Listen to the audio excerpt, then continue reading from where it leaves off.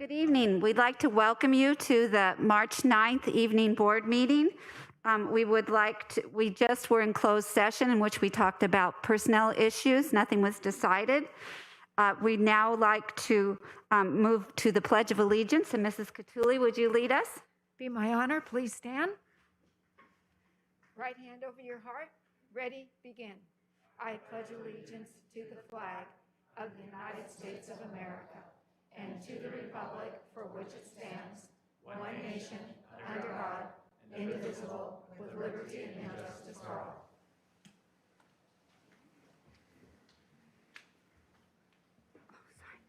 And now we're going to move to the executive summary workshops, which actually we don't have any this time, and on to reports and recognitions. The first will be my board president's report. Mrs. Davidson, do you mind if we do give an exexecutive summary of our two workshops? We can have our Deputy Superintendent, Mrs. Reed. Okay, I apologize. That's Yes. okay. We had two wonderful workshops. So the first will be a presentation on our Human Relations Advisory Council. And Mrs. Reed? Thank you so much, President Davidson. Tonight, we were privileged to have our Human Relations Consultant, Ms. Danielle Nava-Mijares, join us and share an update with the board on her work this past year. She updated on both the first and the second quarter human relations meetings, the 5 subcommittees that have been meeting regularly, as well as the upcoming work that she'll be doing moving through the rest of the school year. So it was great to see her today. We haven't actually seen her here at a board meeting in a year, but she's been doing a lot of great work in partnership with our Diversity, Equity, Inclusion TOSA, Nadia Williams, as well as our DEI site coordinators at each of our 9 school sites. And it was an excellent presentation. And our second one was on our solar panels, and that would be Mr. Nolan, or Mrs. Scalisi, are you? Thank you. Yes, thank you, Madam President. This afternoon, Mr. CJ Nolan, Director of Facilities Maintenance and Operations, presented a district-wide solar project update. This is, I believe, the maybe 3rd or 4th update, where Mr. Nolan gave the board a quick review of the previous solar workshops and where we are in the process of completing the final site location of the arrays. The district is getting closer to finalizing the solar locations and looking at all the possible best solutions for final site administrator approval. We continue to experience challenges with Oak and McGaw with conflicting utility easements. We anticipate bringing each final approval to the board, hopefully by April. If not, we're hopeful that by March 23rd, if not April. We will be notifying all the community members if there are some changes to the locations of these arrays. Thank you so much. There's been a lot of hard work done by you and Mr. Nolan and your team, so we really appreciate it. And we're now moving on to reports and recognitions. I'll begin with the board report.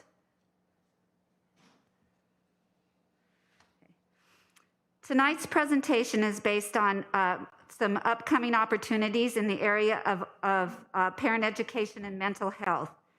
There's nothing I've ever wanted more to be than a mom. However, navigating the world as we raise our children, keep them safe, and help them to become kind, productive, successful human beings can be the most challenging job we will ever face. We need each other, and over the past year, most of us have come to realize how deeply we value community. Our district has always worked hard to provide opportunities for guidance, education, collaboration, and support to all of our families and our staff as we all join together in the work of creating a safe, healthy, engaging world for our children. Parent nights provided by the district, school sites, PTA, and groups such as our Human Relations Advisory Council have addressed a myriad of relevant topics. Tonight, we will look at opportunities to address mental health provided by our district in collaboration with several organizations. All the contact information provided on the 3 slides can be found on our district website if you go to lasalle.org on the page called Special Education Connections, so you don't have to get the information right now. The Los Alamitos Unified School District, in partnership with CHOC, Children's Hospital of Orange County, and the Greater Anaheim SELPA, along with Orange County Department of Education Crisis Response Network, is happy to share 4 upcoming mental health parent education workshops that are open to all families in our district. These workshops will be offered virtually and are open to the first 300 families who RSVP. Zoom links will be provided upon registration. Building resiliency in youth. That will be presented by Chalk. It'll be on Wednesday, March 24th from 6 to 7. This presentation will talk with parents about resiliency, good mood hygiene, building strong relationships, and improving the communication skills between youth and families. We aim to help parents show their children how to meet challenges, bounce back from difficulties, and feel confident and promote wellness. You can RSVP at Heather Sherrill, and you can get that from our website. The second one is supporting your child during times of crisis, which we've all felt recently. Hosted by the Greater Anaheim SELPA and Orange County Department of Education Crisis Response Network. That will be on Tuesday, April 6th from 6 to 7:30 p.m. This workshop will facilitate understanding of the common reactions of children in crises, identify risk factors and warning signs, and explore supportive practices. We hope to bring to light the importance of teaching well-being or new normal after a crisis, which everybody has felt. Finally, anxiety, depression, and the impact of COVID-19, presented in partnership with Chalk. That would be Monday, April 19th from 6 to 7. This training will discuss mental health awareness, signs and symptoms of anxiety, depression in children, adolescents, in the context of the age of COVID, as well as provide strategies for parents and teachers that can be used to support our children at home and in the classroom. This program will focus on signs and symptoms of anxiety and depression related to COVID. The last one, the really hard one, Youth Suicide Awareness, hosted by Greater Anaheim SELPA and Orange County Department of Education Crisis Response Network. That will be Tuesday, April 27th, 6 to 7:30. This training will cover suicide warning signs, risk factors, protective factors, and strategies with tools on how to work with students who may be contemplating suicide. Resources will be provided. So once again, they give you the email addresses, but you can get those on our district website, lasalle.org, and then go to the Special Education Connections. Finally, we all need to support one another as we address issues of mental health and emotional well-being in our homes, on our campuses, and in our communities. All of the knowledge you gain may not necessarily be needed in your immediate family. Perhaps, however, you'll be able to help a friend of your child, your neighbor, or a person who simply needs support and is sitting next to you at a meeting. The information you get, you can become the person who serves another. Last week, while FaceTiming with my 5-year-old grandson, I asked him, "Maddie, why do your eyes look so sad?" He said, "Grandma, I am sad. I just want COVID to go away. I don't want it to be in the air anymore. I want to play with Bellamy and Aiden. I want them to come over to my house. I miss them so much. I'm lonely." My first reaction was a deep desire to scream at the universe, or cry. But I wanted to help Maddie, and so I drew on the advice of Dr. Weichman, a family psychologist who'd given a parent night on Zoom for the Weaver parents. He talked about how to build resiliency and hope in our children. It did not make COVID go out of the air, but it did give Maddie and me an opportunity to talk about his bravery and share how close we are to getting back to being with our friends. Our community is rich with support systems, and these are just a few that are available to all of us. Thank you. And now we get to have the joyous point of our evening, our student report from Nico. So welcome, Nico.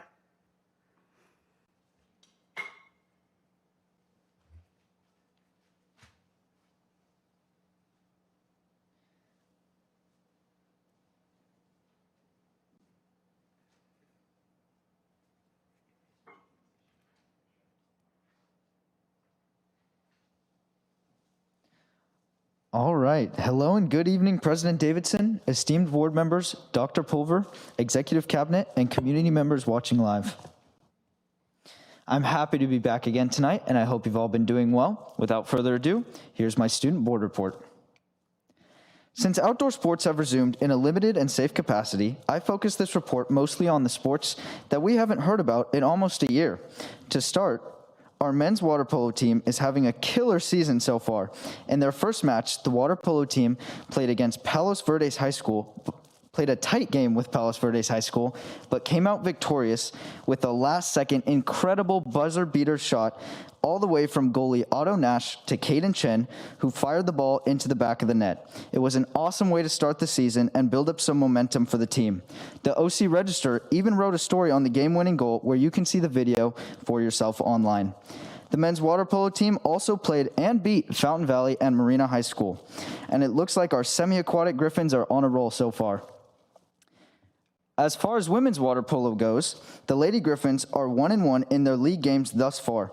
What's really exciting is that in their last game against Laguna High School, they were able to host at our brand new aquatic center, which is something they've been waiting for since construction started about 2 years ago.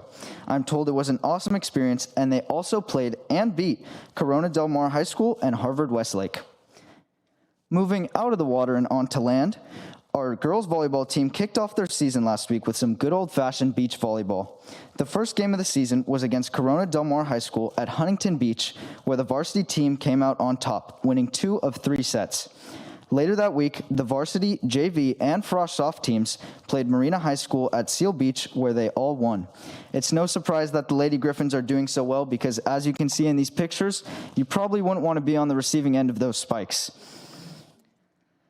Now, our cross-country team was able to begin their season a little earlier than all the other sports, so they're continuing on strong in their races.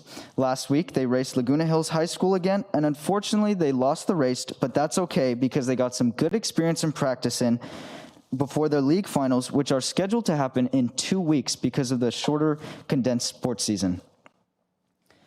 And of course, you can't have outdoor sports without football. The first Los Al football game in 490 days, let that sink in, 490 days, is scheduled for this Friday, March 12th. The game will happen at our own track at the high school and will be the second game ever played at home on our own home field. Due to regulations and safety precautions, however, the Los Al Locos won't be able to pack the stands like we normally would. But worry not, the energy and spirit is still alive, and you can almost feel the excitement in the air as it gets closer to Friday. Shifting gears a little bit, our jazz band will not be taking the field, but rather the stage, as they rehearse for their upcoming show at the end of March.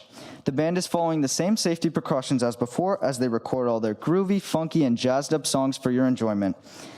Just a reminder that this will be a virtual concert, so you can watch this event from the comfort of your own home. You won't want to miss this one because there will be 3 special guest jazz artists that will be featured in the show, and I will push out more information as it comes closer to time. And speaking of time, I think it's just about time for our next Student Spotlight. This week, I'm proud to introduce you all to senior and longtime friend of mine, Hannah Osborne. Now, if you know Hannah, you know she loves to dance and has been doing it for 15 years. For about 7 of those years, she's been dancing competitively either with a dance studio or on the high school dance team, where she is a 4-year member, and now, in her senior year, captain of the team. But our Student Spotlight doesn't just dance. What she does that is so special is she volunteers by teaching dancers with Down syndrome and other disabilities in a program called Down for Dance. She first heard about this program that was taking place at her own studio and immediately wanted to help out. She teaches kids and adults from ages 7 to 50 in hip-hop and musical theater dance styles. Hannah tells me that one of the most important things of this job is understanding how each student wants to be taught, and that each student requires a different approach, whether some want a more hands-on approach or some don't want to be corrected at all. But that's Hannah's job to figure out that teaching style for each student and help them out however she can. Ever since COVID with the classes online, Hannah has had to take a new approach, focusing mostly on verbal feedback for her students to help them out however she can. Hannah loves doing what she does and tells me that her favorite part of teaching these dancers is the last 15 minutes of every class, where they all get to freestyle, bust out their moves, and have a good time. As far as Hannah's plans for college, she wants to continue dancing and has even auditioned for a couple Palm Line teams for her top schools, including the University of Arizona. And if you want to see all of Hannah's awesome dance skills for yourself, make sure to tune in to the dance show on March 26th. A huge congratulations to Hannah, her dedication to the sport, and all her volunteer work. Hats off to her. Well, that's all I have for this presentation. Thank you for listening. I hope you enjoyed, and have a great night. Thank you, Nico. That was amazing. Nothing makes us happier and feel more connected to the idea that schools are opening up than sports, music, dance, and Hannah's story is wonderful. So thank you so much. Our next report comes from our superintendent, Dr. Pulver. Thank you, Madam President, esteemed members of the board. I think the dance presentation, is that going to be the one that's sponsored with RHA through, and it's going to be a drive-in. So I want to thank RHA for help supporting that. That'll be coming up March 26th. So we're really looking forward to that opportunity for our dancers as well. And then Mrs. Davidson, I did want to just share too with the mental health information that the parent nights that you had in your president's report. We did send out an email to all of our families, so they should have a direct link if they need to look for that email in Parent Square. It came from Los Alamitos Unified from more the district office. And I think within the first hour, we received probably well over 100 requests to sign up for those. So they can only hold 300, but the great news is we'll get great feedback. And if it fills up, that just tells us we need to do more of these for our families. And so I think that's always exciting. Thank you. You're welcome. The other thing that I wanted to share is every Tuesday, the county, Orange County Healthcare Agency through the state as well, updates the COVID metrics. And I'm pleased to report that the metrics in Orange County continue to decline in the right area. There are 3 metrics that the county must meet in order to move into the next tier. We're currently in the purple, but we meet the metrics to move into the red. We have to experience those metrics for 1 more week. And it's potential that it's fully anticipated that Orange County, along with potentially even LA County, will be in the red tier next week by March 17th. Of the 3 metrics, actually 2 of the metrics we meet the criteria: the testing positivity rate and the equity metric. We meet for the orange tier, which is 1 more tier even lower than the red. But the case rate, we will be in the red tier. So things are looking positive, and I know the access to the vaccine to staff has also, I know a lot of our staff have been able to take advantage of that opportunity and will continue to do so as more supply comes forward. So I first wanted to start off tonight and just kind of give, I think, a really creative vocal and instrumental music collaboration that I'm really looking forward to, that I don't even think I've shared with all of you yet. And it started out with our orchestra and jazz instructor, director at Los Alamitos High School, Mr. Justin Padilla. He called the district office, I think it was probably about a month ago, for a question that he had, and he was placed on hold. It's kind of funny, this was his meme that he sent us, so I thought that was hilarious of Justin. And as he was placed on hold, he realized there was this music playing. And if you are a Cisco company, probably many companies use these stock music. And he came up with a really creative and collaborative idea that he then immediately reached out to me to see if this was an option. And what he suggested and said, we should have our Los Al music students and our performance groups playing whenever someone is put on hold. And he said, Dr. Pulver, you could even announce, which I'll share a little bit later. So then we had to find out through IT, well, is that even a possibility? Would our phone system allow that? So thankfully, yes, with the work of John Speratos, who's our IT director, who really has done the legwork to see what's possible, and then if so, what are the requirements, et cetera. And so as Justin Padilla said, imagine a voice. He says, imagine it's your voice, Dr. Pulver, coming on and saying, thank you for holding while we do our best to serve you. You were just listening to the Oak Middle School showman singing The Lion Sleeps Tonight. Up next is our 10-time national champion high school show choir singing Fill in the Song. And so I think this is really exciting. Justin has taken the lead in working with our 2 middle schools and the high school, both the instrumental and the vocal groups. Probably, I think he's laid it out. We think the loop can be about 15 minutes or so, plus to have a little bit of dialogue in between. And so I think about each group will get about 2.5 minutes And I think our groups are pretty excited about that. So I'm really hats off to Justin. He's calling the district office, and it got him to have a creative idea. So he's calling it the Music on Hold Project, and he talked about it with his orchestra students already, and they are just jazzed about it. So we're looking forward to that. I thought I'd give a brief update on the high school athletics, really regarding the updated guidance from the California Department of Public Health. They are the agency that we are accountable to based upon their guidance. They issued guidance to allowing sports to begin, and then they reissued revised guidance just last Thursday. So I'll summarize. It's about 10 pages long. I will not bore you, but you can go on the Department of Public Health if you want to take a look at the guidance. But in essence, it does authorize the return of high school athletics, that all sports, indoor and outdoor, are authorized to begin. For us, we are in a sunset league, so CIF games under the prescribed guidelines. They categorize sports into indoor and outdoor, and then low risk, medium risk, moderate risk, I guess, and high contact sports. And then they give direction as to what color the county tier is in, what sports can do indoor, outdoor, high contact, moderate, etc. And then a team in any sport may return to competition and contact practice at any time outside of the designated tier. Let's say you had to wait to red tier to start. You could start in the purple if these other additional enhanced requirements are also imposed upon collegiate sports.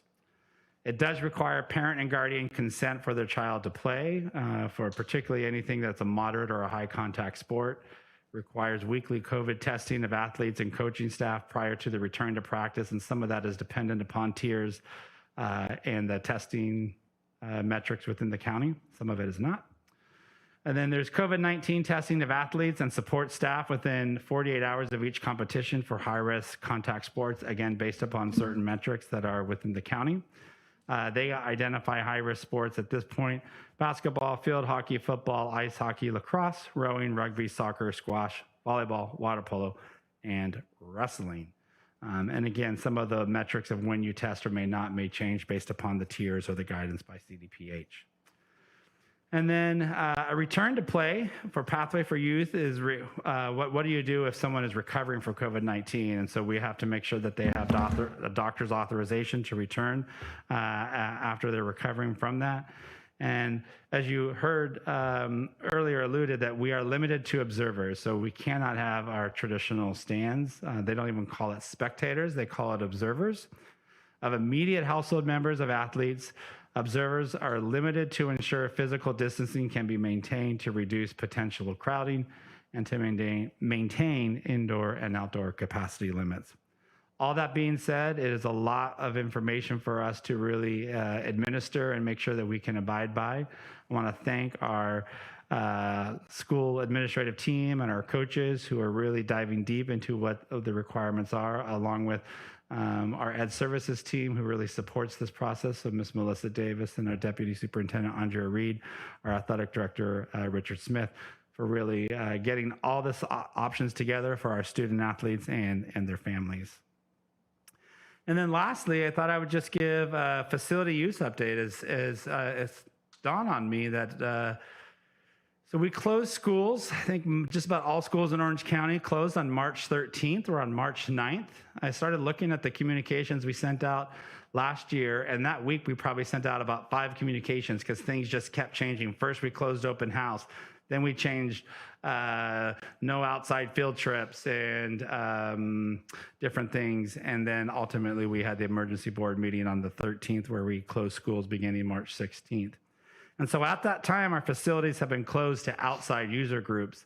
And I'm pleased to say that in less than a year, since we're going to be doing it tomorrow, that we are beginning to open up our facilities back out. We've been doing this coordination and kind of checking in along with the community of Rossmore, Seal Beach, and Los Alamitos so that we're somewhat on par with when they're also opening up their facilities.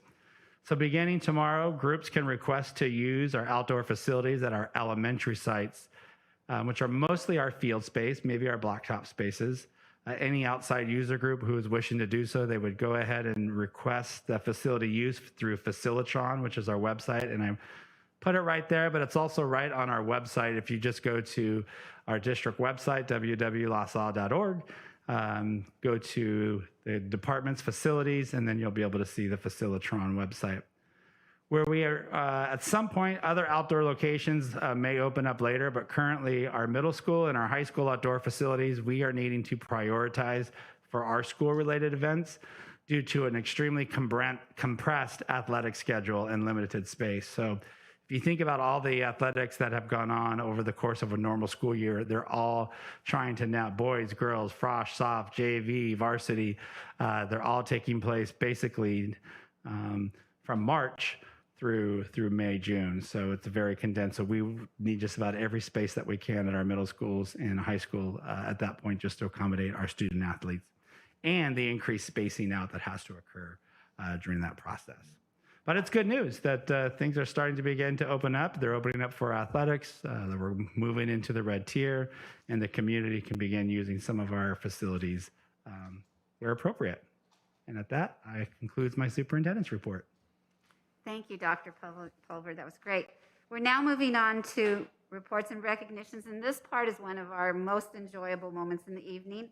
It's our school presentation, and Mrs. Amy Colt is going to be presenting for Rossmore Elementary, so welcome.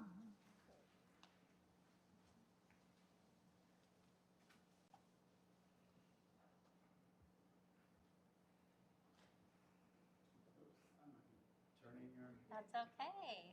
Thank you. Well, at least you know it got clean. Thank you. All right, good evening. President Davidson, esteemed members of the board, Superintendent Dr. Pulver, cabinet, community members, and our night community that is watching this evening. I am honored to be here tonight in person to be sharing our highlights and updating our community about all the incredible things that are happening at Rossmore. I truly feel privileged to lead Rossmore Elementary and to work with such a dedicated team of professionals. This year, although it has been different to say the least, we have been working, it's been amazing because we have such a dedicated community, and alongside our amazing teachers and staff, we haven't missed a beat. Through the pandemic, our team has grown even stronger together. There we go. Teaching and learning continues to be at the forefront of our focus each and every day.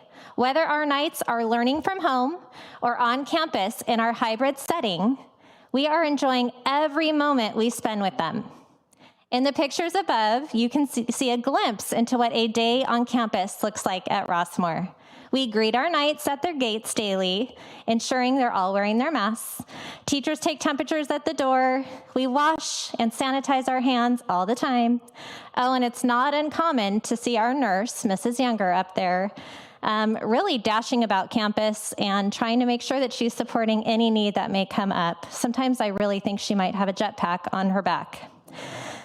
And of course, you see our kiddos there in the corner. Air hugs, those have been a very popular way for us to show one another that we care at Rossmore. I want to thank our Board of Education and district officials that have supported so well in our preparation this summer for our students to return in person and online. Everyone's efforts do not go unnoticed.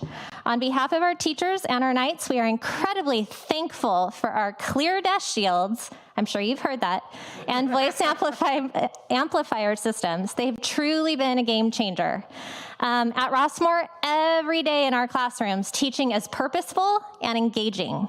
Even though these are more challenging times that the pandemic brought, our teachers have continued to provide warm, nurturing, and supportive learning environment for our knights.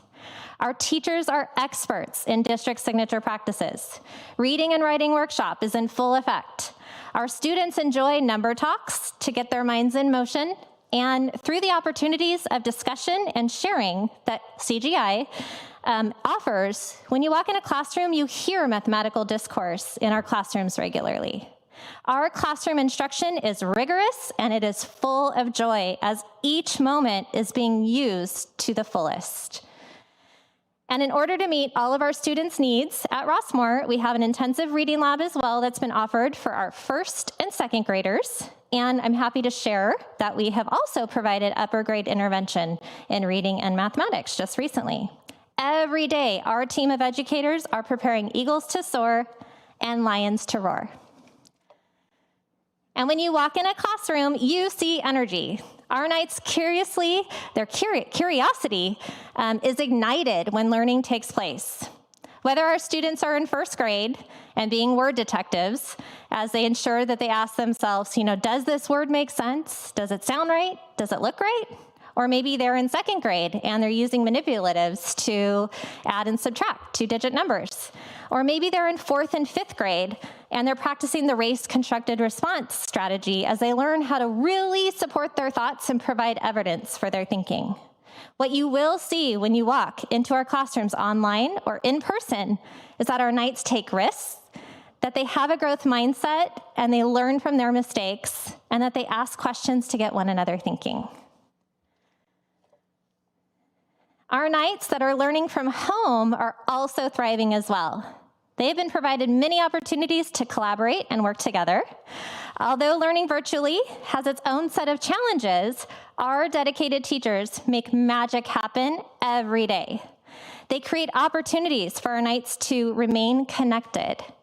Our teachers have tried new avenues, digital learning tools, for example, to make learning collaborative.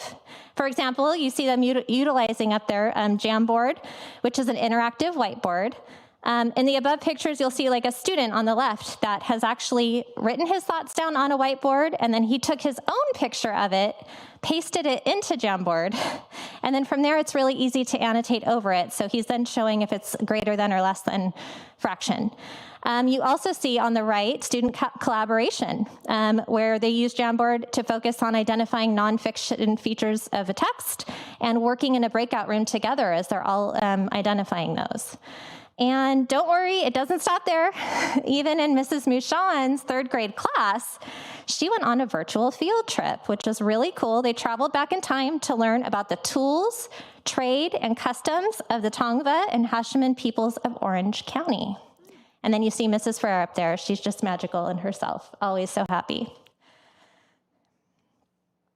All right, another way our Knights stay connected this year is with our amazing music and STEM instruction. This talented dynamic duo, we have Mr. Anderson, our music teacher, and Mrs. Baluyat, our STEM lab teacher.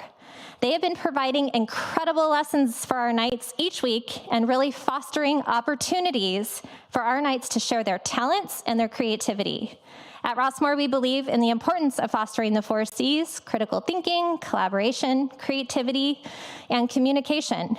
And, well, I created a short video compilation so you can see our Knights in action as they explore the elements of music this year and the exploration of STEM.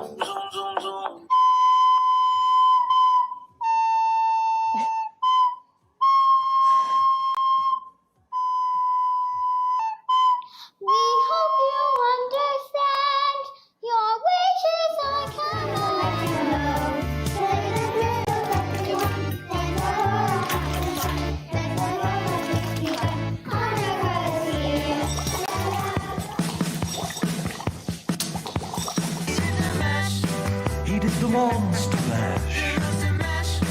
It was a graveyard smash. It caught on in a flash. Here's the Monster Mash from my laboratory in the castle. Thank you. It's so great seeing our Knights, passionately gathering all their materials at home and getting ready for their STEM assignments and just submitting music videos on Flipgrid and pictures and on Google Classroom. I'm so proud of them. They're amazing.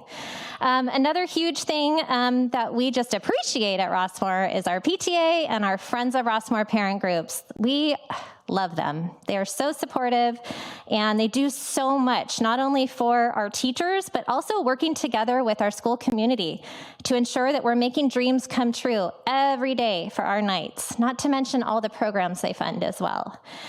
This year, just to highlight, we have PTAs created like fun family activities. We had our family fitness week. We had a virtual family trivia night that they put on. And soon we're going to be having a family international themed dinner night, which is really cool. We're planning that now. It's just been such a great way, if we can't be together in person, that we can just still try to be together with our LoSal at home and our kiddos in hybrid. PTA has also done, it was really cool to see our virtual variety show. I don't know if it's just because we were at home, but it's like we saw so much more than we would have in a regular year. Really, it was just so amazing. I have to show you, Mrs. Reed. It's so great. But just gymnastics, flamenco dancing, dog tricks, singing, playing guitar. I mean, so much talent at Rossmoor. It's so great. And Friends of Rossmoor is right in the middle right now of their major fundraiser. So our Stem-A-Thon Catapult Challenge, we're actually doing this whole month, and it's taking the place of our Nightlife event, our annual event. So it's a really big deal. And I just want to thank Friends of Rossmoor for their fundraising efforts to support our STEM lab, our house system, and our school supplies. And PTA and Friends, they work tirelessly together, I can't say enough, so passionately to support our Knights, and I'm so grateful for all that they do. And I'd also like to thank our relationship with LAIF.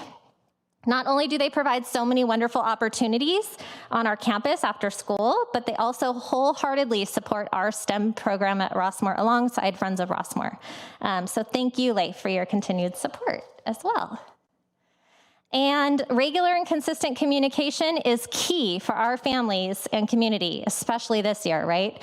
So it's really crucial we stay connected. One of the ways that I do that very regularly is through our PTA Monday messages. We highlight lots of things that are going on through PTA, Friends of Rossmoor, even post our Monday morning videos that get streamed into our classrooms as well. Those have been really fun to make. Our Night Leadership Council students help me. And it's taken the place of our Spirit Assemblies at Rossmoor, which is a huge thing that we miss. So we moved them from Fridays to Monday mornings. Everybody plays the video in their classroom, and it's just a great way to like celebrate when our kids get a million-word medal or a Night Pride Award. So that's really fun.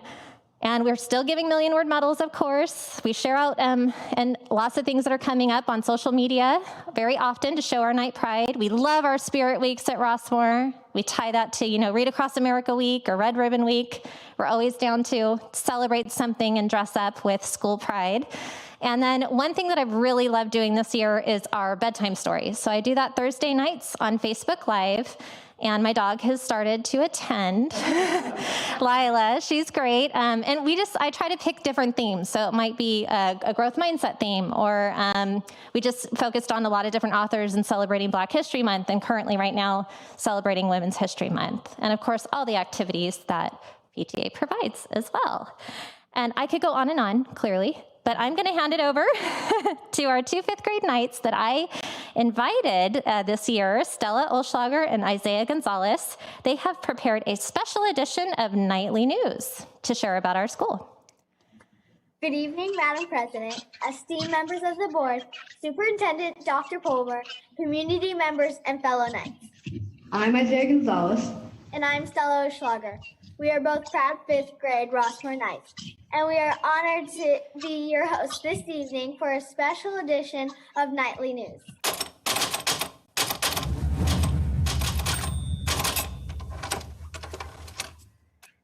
In the spirit of celebrating Rossmoor Elementary, we can't help but reflect on our memories as Knights.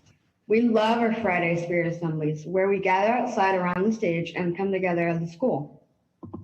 Oh, and our amazing Veterans Day Assembly, where we honored those that served in the armed forces.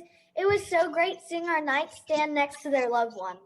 We love our house system at Rossmoor. At the beginning of the year, all our newest Knights get sorted into one of four houses: Percival, Galahad, Lancelot, or Going House. That's right, Isaiah. In fact, I love our house system.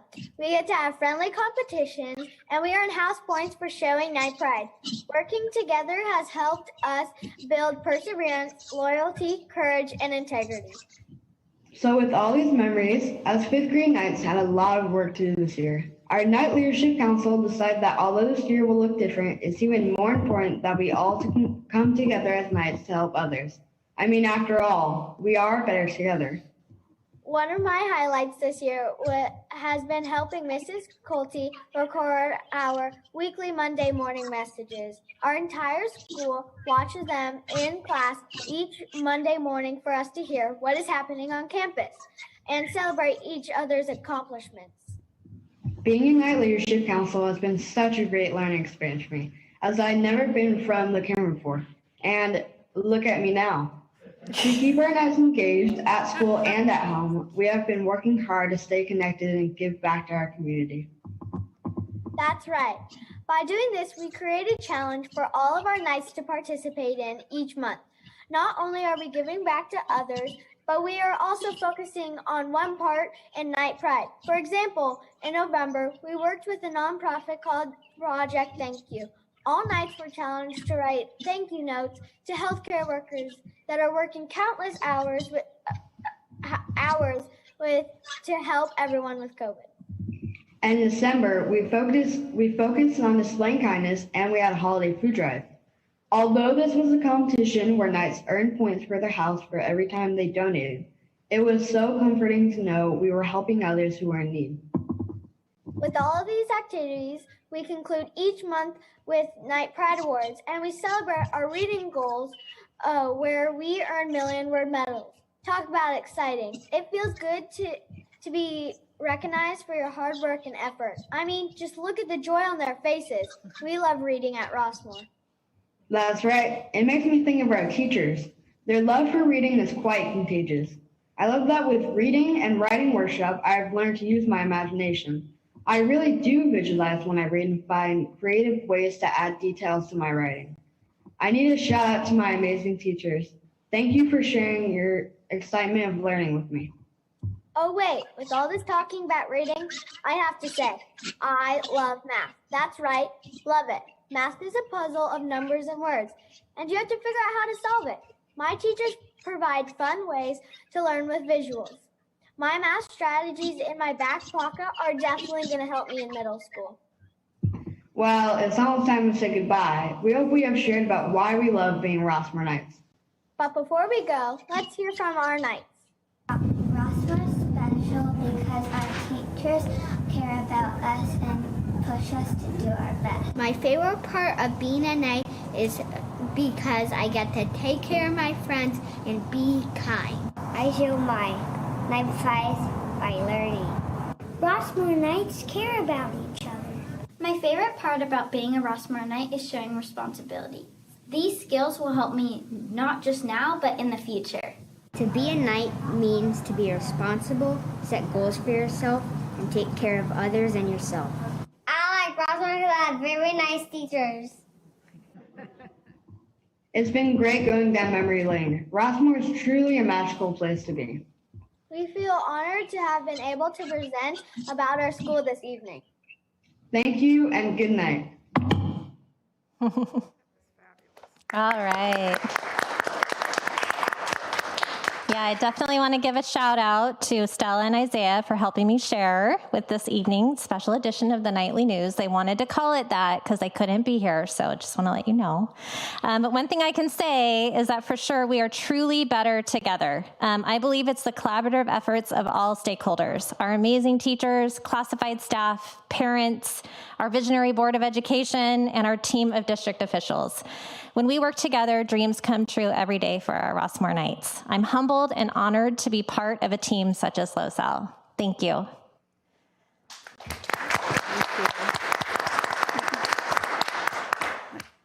Someone like to comment? Chris? Yeah, Amy, Rossmore's had a long tradition that goes back to the 1980s of excellence, but you are taking it to a higher level for sure. And I know, having walked your school, I'm in awe as to all that your staff is doing. You haven't missed a beat because of COVID. And I love the fact you read aloud at night to the kids. And I look forward to seeing the books you choose. Oh, well, thank that you I so can much. use them. All right. Thank you.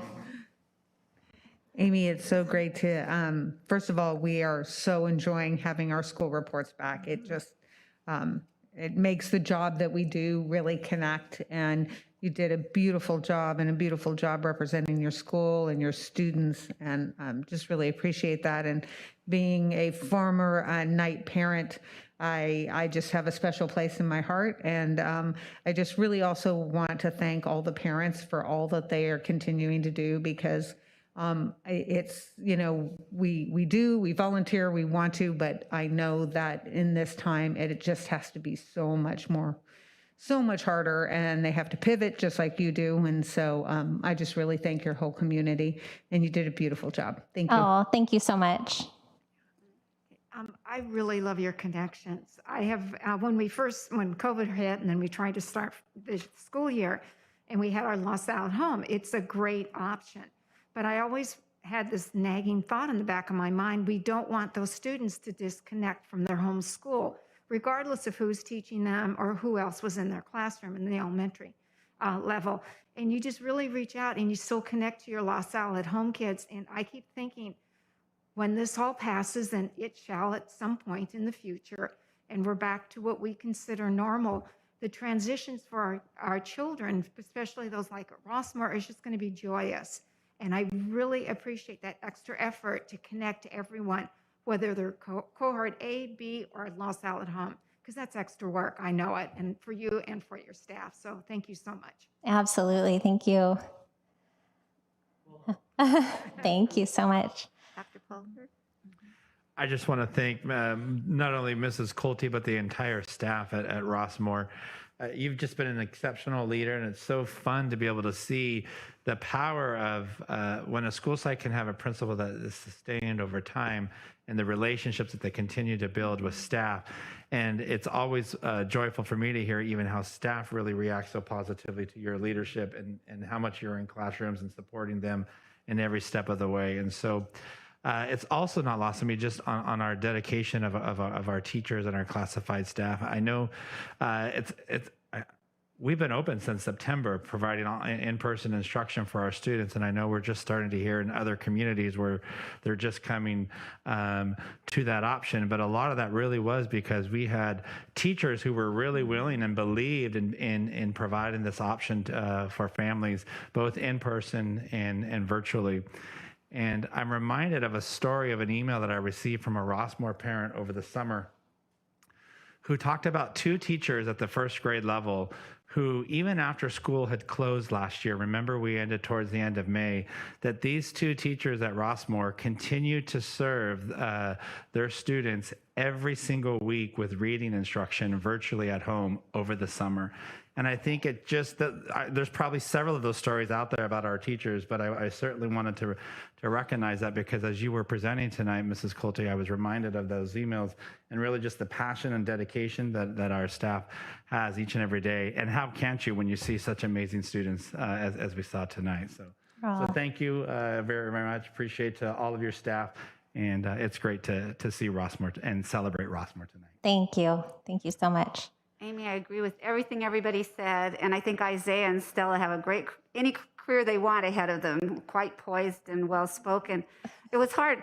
I saw the academics and the way that it was communicated online and the projects that were coming out of STEM, the creativity, and they're building bridges and cars and all sorts of things.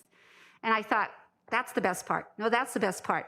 And it was so hard because there's just joy in everything that's going on at your school. Aww. But I think what I loved the most were the acts of kindness, the teaching kids to write those thank you letters and collect food and really take care of the community, because it's obvious they're getting strong academics, but they're also getting that servant's heart to care about your community and participate. So thank you for everything that's going on, and your staff. You're all wonderful. I agree. Our staff is amazing, and our teachers and just our whole team. So it really does. Every single person there makes Rossmore what it is.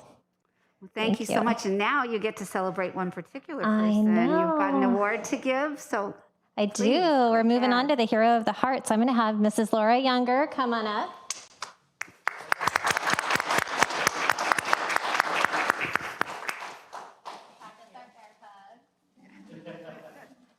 Make her hold those. Oh my gosh. So it is such a joy and honor to present Mrs. Laura Younger as Rossmoor's 2021 Hero of the Heart. Laura does everything with her heart. She has been an active force on Rossmoor's campus since her eldest child was a student at Rossmoor, as she has not slowed down for a single moment. She has 3 beautiful children right over here. You guys can stand and twirl if you would like. Kate, which is a LAHS sophomore, Ryan, Oak Middle School 7th grader, and Zach, a 3rd grader at Rossmoor. And of course, her wonderful husband, Jared, is over there. Laura has been committed to helping our community, school, teachers, and the students at Rossmoor for many years. And I want to thank her husband as well for letting us borrow her so much. Thank you, thank you. Laura has volunteered in so many capacities. She has served as a room mom for all her children and sometimes for 2 classrooms in the same year. When doing the math, a total of 17 classrooms, because of course I wanted to do the math to figure out how many classrooms overall, which is a ton of work when you think about that. She's putting together carnival baskets, designing door posters for Spirit Weeks, organizing creative classroom holiday and end of the year parties, organizing teacher appreciation weeks, designing backdrops for class plays, creating the classroom art projects for our annual nightlife auction. Laura also was one of our castle keepers and for 5 years and helped with our Million Word Medal reading program. She has served as a 5th grade chairperson and organized amazing events and picnics for our Knights before promoting to middle school. And she's volunteered weekly in multiple classrooms for the past 11 years. In addition to volunteering on our PTA, she has been a board member of Friends of Rossmoor for the last 3 years and is currently our Friends of Rossmoor vice president. Over the past 10 years, she has volunteered for Friends of Rossmoor by serving on our Nightlife Committee, also organizing our Day in the Life event, Teacher Time, our House Swag, Seas Candy fundraisers, and even our Fun Moms Night Out, which is definitely deserved. As you can see, the list of how Laura gives back to our students and our school is endless. For those of you who do not know, Laura is a NICU nurse by trade, and as of last year, we were lucky to have her join our staff as she became Rossmoor's school nurse. Our community has always been inspired by her selflessness, and we are truly blessed to have her on our team. We appreciate all her efforts, and not only as a volunteer, but as our nurse. When asking the Rossmoor staff about Laura, they could not help but share how deserving she is to be our 2021 Hero of the Heart.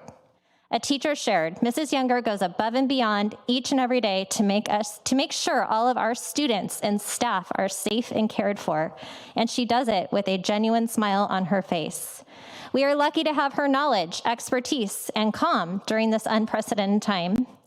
She has been so kind and helpful as a parent volunteer, room parent, and now as part of our school team. She is always ready to help and support in any way needed. Another teacher shared, Laura thinks of the cutest ways to bring a smile to our Knights' faces. For example, she takes my gate over every Friday morning because she has a bubble machine. So she greets the Knights with the bubble machine, and they're really upset if she's not there. So that's fun. And this person clearly has a passion for supporting kids, and her expertise has been instrumental in a unique time period of the COVID-19 pandemic. Her encouraging words, her kind smile, and her medical knowledge are evident each time staff, students, and families have an opportunity to work with her, and we should honor her commitment to our community. As I said before, Laura does everything with her heart. Although humble and definitely not ever expecting to be recognized, we wanted to make sure that she was aware that her Rossmoor family appreciates her time, efforts, and consistency, follow-through, and overall outstanding volunteer work, as we all felt it was about time she was recognized for all her efforts. We want to thank you, Laura Younger, for being committed to our students at Rossmoor Elementary. We are blessed to have her as part of our Rossmoor family, and on behalf of the entire Rossmoor staff, all of them wanted to be here with everybody that they knew to honor her. They are truly proud to honor you as our 2021 Hero of the Heart.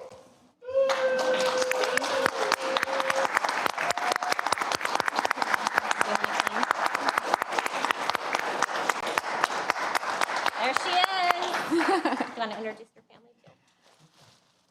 Sure. I have my daughter Kate here is a sophomore and a member of the varsity golf team and looking forward to starting her season next week. My mom, Andy, who is a 5th grade teacher in Cyprus for my whole childhood, is here with me. Ryan is my diver. She's a 7th grader at Oak. And my little pistol, Zach, here is a 3rd grader at Rossmore. And I'm sure you'll all be seeing more of him in the future. I don't doubt it. And my husband, Dr. Jared Younger. Yes, so thank you so much. It's really an honor to be recognized this year because I really feel strongly that everybody associated with our school district deserves an award this year. I'm just blown away by how everyone is pulled together as a team, from parents to kids to staff. The staff at our school that cleans desks between cohorts. I mean, we really couldn't have kept our students safe this year without every single person on our campus. And as a parent and as a nurse, I appreciate everyone so much. It's an honor to work with Amy Colty. She's so supportive of our students and our parents, and she's really good at appreciating everyone's hard work. And I think that's one thing that brings us together as a team. And it's just a really special place to be. And that's why I love volunteering there, because it's appreciated. And I see the benefits of children growing up at Rossmore in my 3 kids. Even after they've left our campus, I know the benefits will last them a lifetime. So it's worth all the effort. So thank you very much to the staff for nominating me and picking me. It's a big honor, and I appreciate all of you.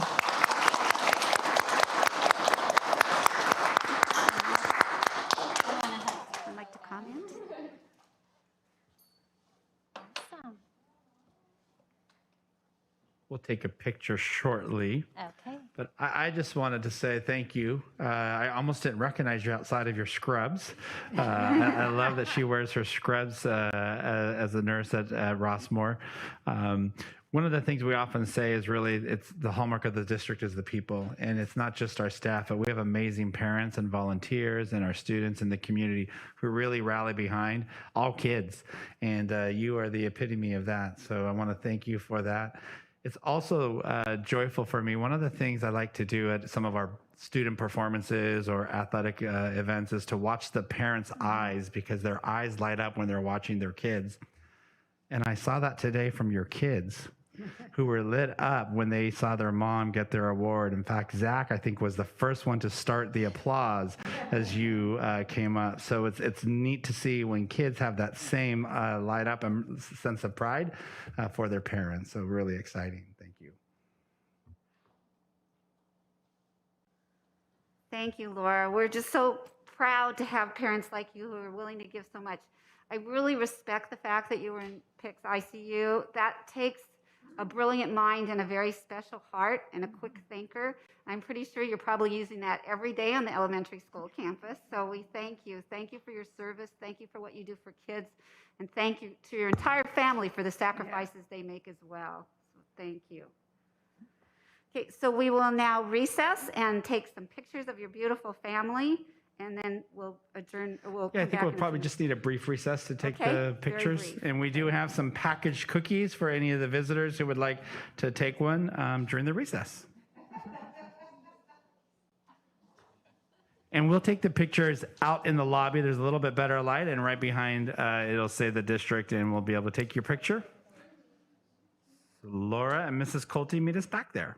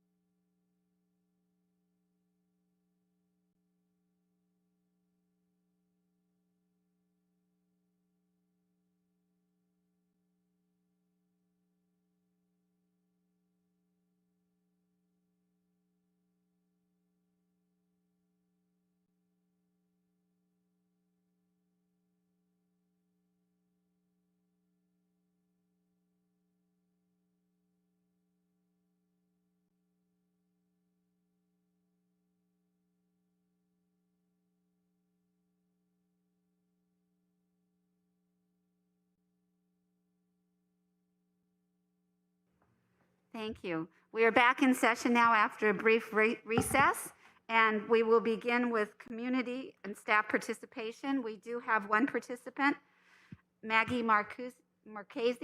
Would you like to come up and speak, please? Thank you. You have the 3 minutes, but don't stop if you're in the middle of an idea. Can you hear me? Okay, it's Marchese, but you'll get familiar with it because I'll be here more often. Thank you. Thank you for the opportunity to speak to you all today again. Sorry, my glasses are fogging up, but right? So I just wanted to share my disappointment with the board's unanimous vote to approve the ethnic studies course without affording us parents and community and concerned citizens more time to review and share specific concerns with you. Many of us who attended the last board meeting do not feel that we were heard. And rather, it was clear to us that the board had a decision in mind already.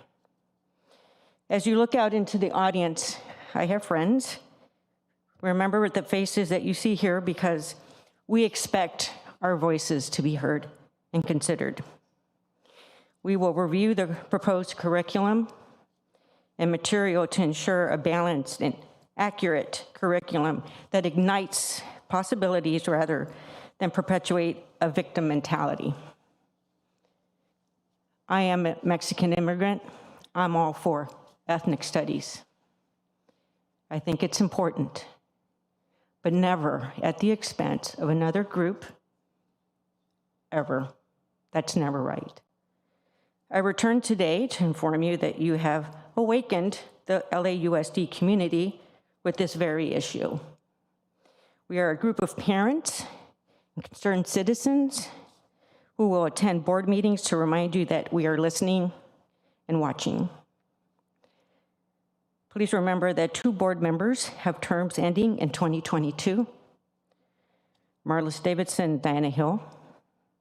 If we are ignored, we will campaign against you, knock on doors, and share facts with everyone who's willing to listen. We will elect board members that represent the entire community. Thank you for your time.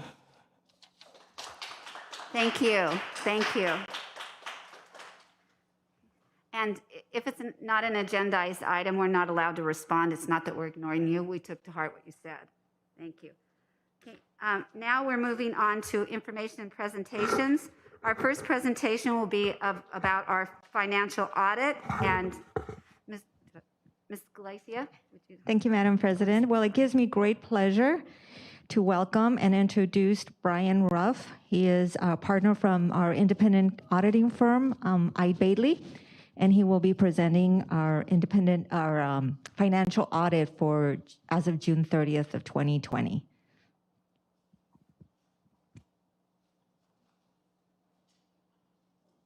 And Brian, can you hear us? Brian? I don't think he can. Yes. Brian, so you can go ahead. I went ahead and introduced you to the board, and you can go ahead and to present. Okay.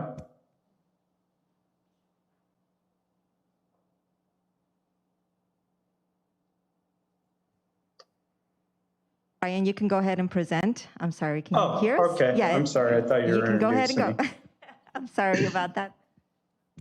Okay. So good evening, everybody. This evening we have 3 reports to present. We're going to start with the district audit first.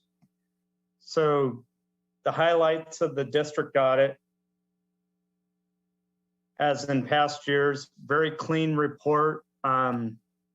Main opinion is a clean audit opinion. And then we have opinions on internal control, state compliance, and federal compliance, all clean opinions with no findings. We did have one adjustment this year and it's actually a very favorable adjustment. And it's different this year because of the pension trust. You had a gain of almost $1 million in your pension trust. So not many districts have this, but it's a good thing because with the other post-employment liabilities, it's good to plan ahead, and you made significant gains within the investments that were made by the district. Outside of that, very clean. I mean, it's issued on time and we don't have any other issues to report. Anybody on the board have questions about the district audit?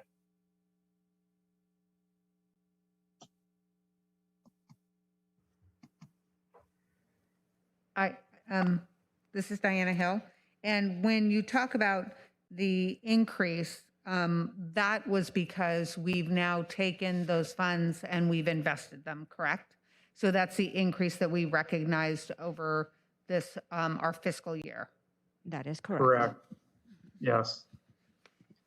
Yeah, the last quarter of the year was very favorable to everybody. If you have a 401k or what have you, you would see that personally.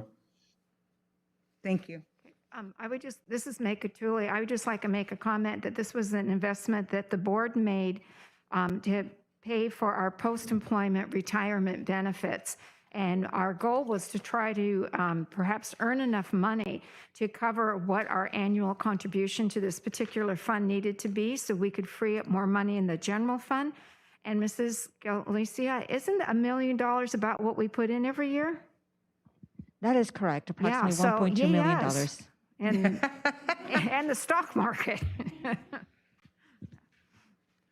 But the goal of the investment was so that we no longer have to draw from the general fund and then in fact can draw from the interest back to the general fund what we would pay for that for that obligation. Any other questions?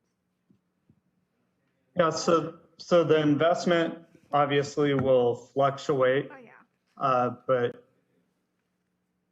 based on where we're at right now, it's very favorable to the district. Now your pay-as-you-go and your contribution rates will stay the same. I mean, this goes back many years now where we are required to recognize that there are liabilities to every school district that we audit. But in no way does it really, from an overall standpoint, put the district on the hook.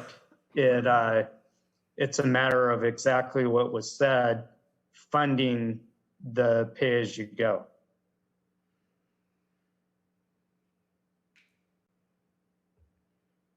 Any questions?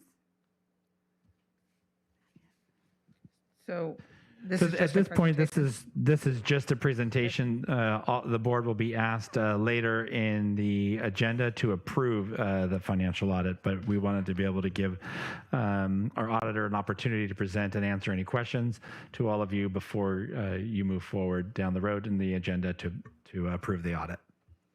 Mr. Ruff, we really appreciate hearing good news in kind of dark times, so thank you. Thank you very much, Brian. You're welcome. Challenging year for sure, but your report was issued within normal timeframes, so that was good too on everybody's behalf. Thank you, Financial Services. Great job. Okay, so we're closing out this session. Thank you so much for your service, Mr. Ruff. We deeply appreciate it. You're welcome. I have two other reports if we're going to the bonds. I'm not sure. Are we covering this now? No, not the Measure K, Measure G bonds are not brought this time. They're going to be presented at the CBOC meeting. Okay. That's where I have that. I have that invite. Okay. Thank you very much. All right. No, thank you. Have a good night.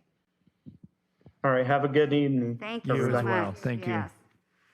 Okay, now we're moving on to a presentation by Dr. Frazier, the Los Alamitos Education Association's initial proposal for 2020 and 2021 to the Los Alamitos Unified School District. Dr. Frazier. Thank you, Madam President. I want to welcome and invite up to the podium Stacy Schmidt. She is our president for the Los Alamitos Education Association's initial, and she will be presenting the initial proposal for the 2020-21 negotiations.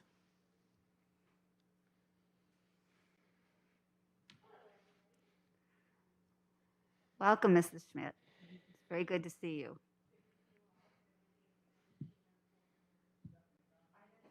Doesn't sound like it. Oh, is that better? President Davidson, esteemed board members, Superintendent Pulver, and Executive Cabinet. Thank you for having me here tonight. The Los Alamitos Education Association proposes to open negotiations for the 2020-2021 school year on Article 5, Hours of Employment and Duties, in addition to Article 16, Salaries and Salary Schedule, Rules of Applications, and also Article 17, which is Fringe Benefits. LAEA reserves the right to discuss all articles of the collective bargaining agreement between the Los Alamitos Unified School District and the Los Alamitos Education Association for the purposes of discussion and modification. And I just want to note that I appreciate that we negotiate using the principles of IBB. It's worked for us in the past and currently. I'm hopeful for a positive year of negotiations. Thank you. Thank you. That's it.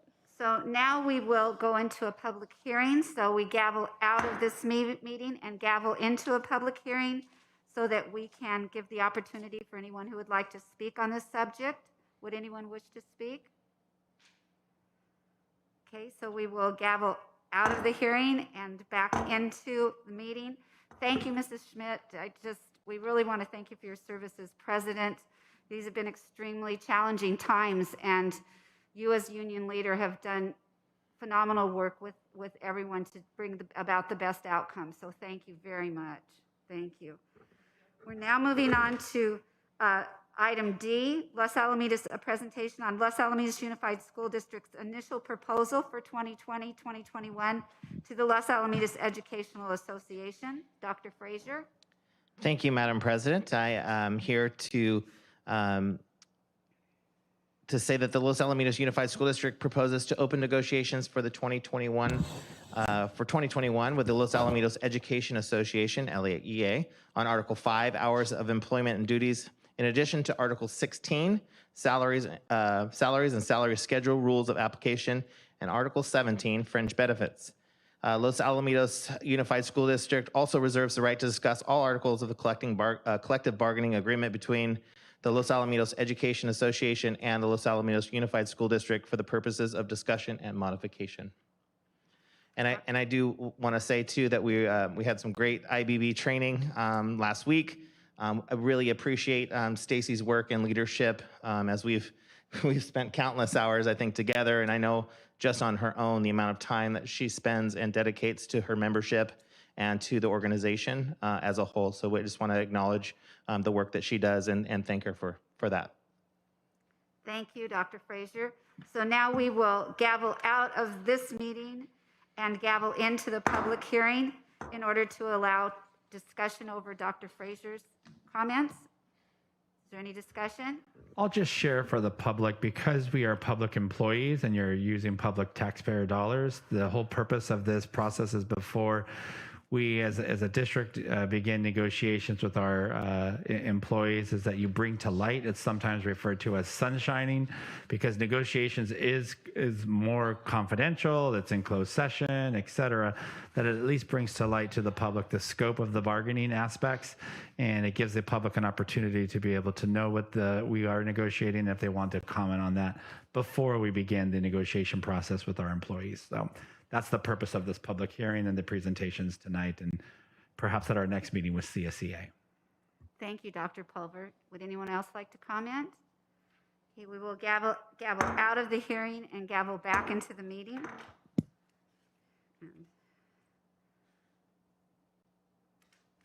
Now we're going to do a public hearing pursuant to rules and regulations of Classified Service Section 2100 regarding the governing board's intention to appoint David Boyer to the Personnel Commission. Dr. Frazier, would you like to speak to that? Thank you, Madam President. Yes, so tonight we are holding the public hearing for Mr. Boyer, who, as we remember, we brought forth on the February 9th board meeting as the board appointee for the Personnel Commissioner. And so right now we will be holding that public hearing. Thank you. So we will gavel out of the meeting and gavel back into another hearing. Would anyone like to speak to the appointment of David Boyer for the commission? Okay, so we will gavel out of the hearing and gavel back into the meeting, and I'm definitely beating up this desk. Now we're going to address consent items, and consent items are the motions that most deal with common business. And we are given the agenda on Friday, and if we have questions about anything on the agenda, especially within these consent items, we can ask the questions and get the answers before the board meeting so that we are fully informed before we make a decision. So we now have consent items 10A through C, and item D is being pulled, and E through M. Do I hear a motion for consent on these items? So moved. Okay. Any discussion? All in favor, say aye. Aye. All opposed, say no. The motion carries 5-0. Okay, item 10D that was pulled, I actually was the one who pulled it.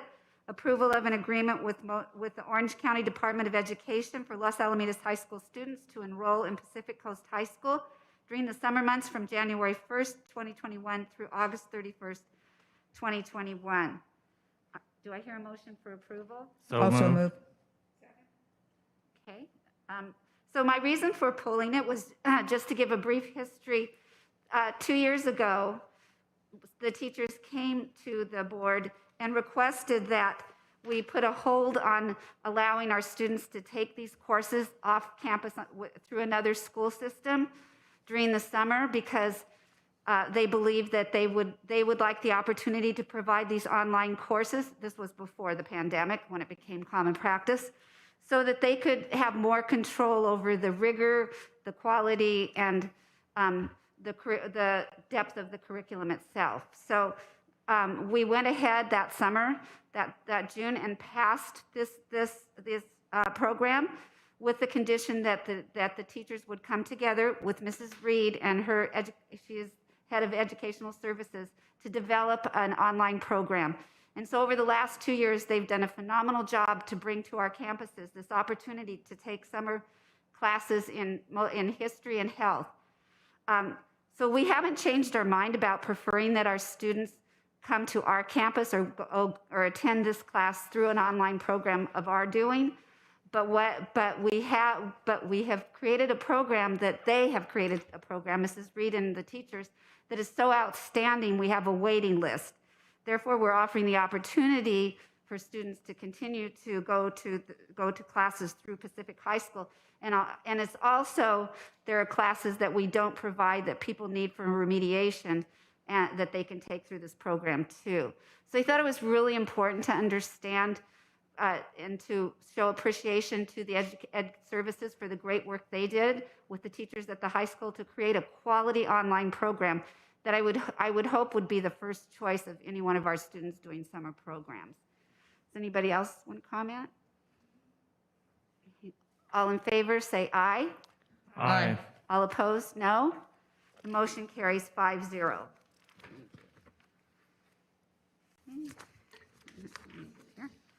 And we now move on to our action items. The first action item, 11A, is presentation and approval of the 2020-2021 second interim report, 2021-20 revised budget and certification of financial condition. And Mrs. Galicia is going to do a presentation on that. Well, good evening, esteemed board members, executive cabinet, and distinguished guests. I'm honored tonight to present our 2021 second interim budget and budget adjustments. So our second interim represents our district's second official revision to our adopted budget. And what it consists of is all of our revenues and expenses as of July through January 31st of 2021. We then start projecting out the remainder of the year. In addition to that, we also take into consideration our financial conditions for this year, as well as our next 2 years, 21-22 and 22-23. So that's where our multi-year projections come into play. We take into consideration the governor's annual state budget, which he proposes in January. We take that into consideration in coming up with our multi-year projections. We take also into consideration in our assumptions guidance from Orange County Department of Education, as well as the CDE, the California Department of Education, our School Services of California, as well as CASBO, the California Association of School Business Officials, and of course, various other sources that we take this information to come up with our assumptions and our multi-year projections. So we really look forward to our January 21 governor's budget proposals. This year in January, the governor really did provide us with a little bit of a relief in our revenues. As you remember, when we brought our first interim, he proposed 0 COLA for the 3 years out, which made it pretty devastating for us. But luckily for 21-22, he is proposing a 3.84% COLA, which is a compound of the 2021 COLA that we would have received in 2021. We're not receiving it this year, but we are receiving it, hopefully, if nothing changes, once the May revise comes through, we will expect to receive the 3.84. Like I said, it's a 2.31% for 2021, as well as a 1.5% for 21-22. He also proposed a partial pay down of cash deferrals. These deferrals are going to help for the next year's 21-22 deferrals that the governor had originally proposed, but it's not going to help us for the 2021 fiscal year. Those deferrals are still in place, which means February is not going to be paid until November of next year, and so on and so forth. So those projections are still included in our cash flow projections as a deferral for 2021. So it is helpful, but not entirely. So that's why it's a partial pay down of cash deferrals. He also proposed mitigating COVID-19 pandemic effects, which was extremely helpful. He came up with a proposal of $2 billion as a one-time in-person instruction grant. Unfortunately, his proposal did have a lot of restrictions that were not going to be helpful for districts to open in person. There was a lot of restrictions that really were not helpful for us. So that's why the legislature and the governor went back to the table and came up with a new deal, which I will be addressing in a little bit later in our presentation. But I know that he was hopeful and he is trying to help out with mitigating COVID pandemic effects on our students with learning loss and so on and so forth. I do know that we are anticipating to receive some special education early intervention preschool grants, which is approximately $538,000, give or take. It's still a projection, but we feel very confident that that will pass. And all of these projections are for the 21-22 fiscal year. Sorry, yes, go ahead. So that's next year, not this year. Correct. This are proposals for the 21-22 fiscal year. In addition to the state's governor proposals, we also received some federal relief funds. So as you remember, we received some CARES funds, which is the Coronavirus Aid, Relief, and Economic Securities Act. Within that particular act, we received funding sources, the ESSER funds. We received the Learning Loss Mitigation Funds, which is the GEAR, and the CRF, the Corona Relief Funds. Those funds were enacted back in March of 2020, and a lot of them were due in December of 2021, this year. They did provide some additional guidance as far as extending the expenditures. We have actually expended every single penny of the CARES funds, and we are going to be presenting a workshop later on, maybe in the next couple of board meetings, where we'll be going into more detail as far as how we've spent those funds. In addition to the CARES, for 21-22, we are anticipating to receive some CRRSA funds, which is different from the CARES. And this is the Coronavirus Response and Relief Supplemental Appropriation Act. This was enacted back in December of 2020, and it's 2 different pots of money. We are expected to receive ESSER funds, ESSER 2, which is elementary and secondary school emergency relief funds, as well as a governor's emergency education relief, which is Gear 2. This next slide will demonstrate how much we actually received from the CARES Act and how much we are expected to receive from the CRRSA funds. The total for the CARES was about $4.7 million grand total.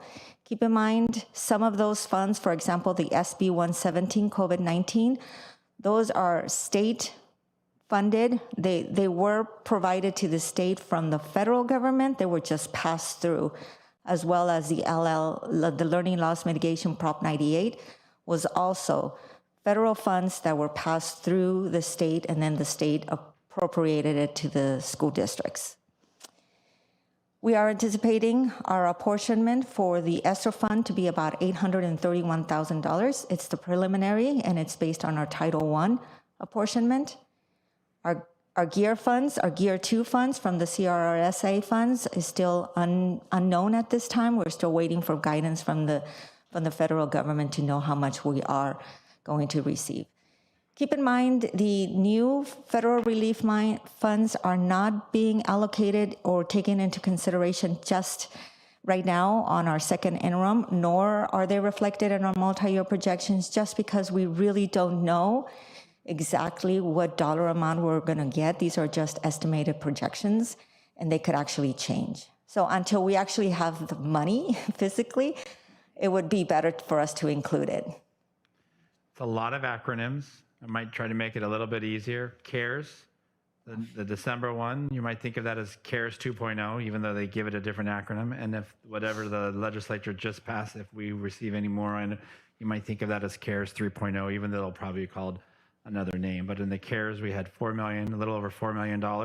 As you all know, we've exhausted that, and we're still spending COVID-related funds. So any other additional funds that we receive, we'll be able to back charge at that point. Thank you.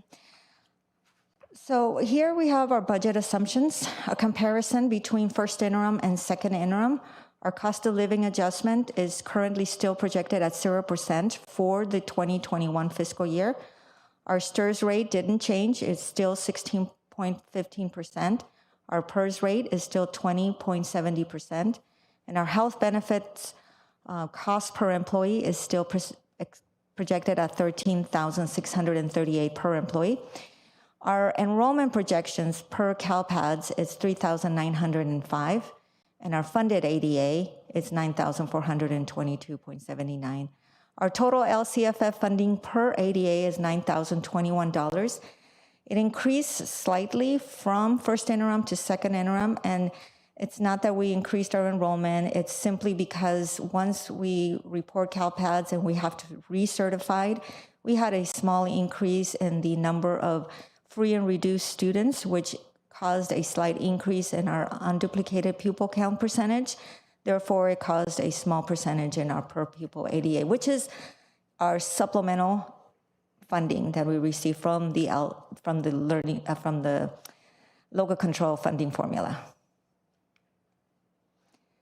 So our multi-year assumptions for 2020-21 this year, it's at 0%. For 21-22, the COLA is at 3.84, and for 22-23, it is projected at 2.98. First interim, it was projected at 0% all across. So it is quite of a good positive for the district. Our STRS rate It's still the same, 16.15 for 2021, but in 21-22, it was, it changed, no, it's still the same. For 22-23, it's now 18%, but it was 18.4% back at first interim. Our PERS rate is still the same, but for 21-22, it went up from 22.84, which was for first interim. It is now 23%, so that's an increase in our multi-year projections as far as the cost to PERS. As well as in 22-23, our PERS rate went up. It used to be 25.90%, and it is now 26.3%. Our health benefit rates, we're anticipating a 10%. We usually do a 10% every year.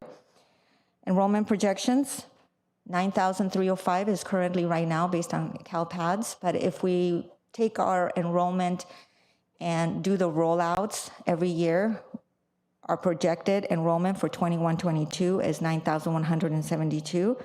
For 22-23, it is projected to be 9,040. And our funded ADA is 9,422 and 9,423 for 21-22 and 8,914 for 22-23, as you can see. And I will be touching more about the enrollment in the next slide, where I will go into more detail on how that's going to affect our funding. Just a reminder, we are funded on average daily attendance versus our enrollment. So if a student misses school, that's why you see the different numbers there. It's not based upon our enrollment. So this next slide, we have a total enrollment, P2 ADA, and funded ADA. This is a comparison between the three, just so we could better understand where these numbers come from and how we are funded. So for example, the blue column, that is our CBEDS enrollment. The orange one is an actual P2 ADA. And then the far brown, the little darker brown, it is a funded ADA. So the rule is currently is if you are funded based on your prior year, the higher of prior year ADA or current year ADA, whichever one is higher.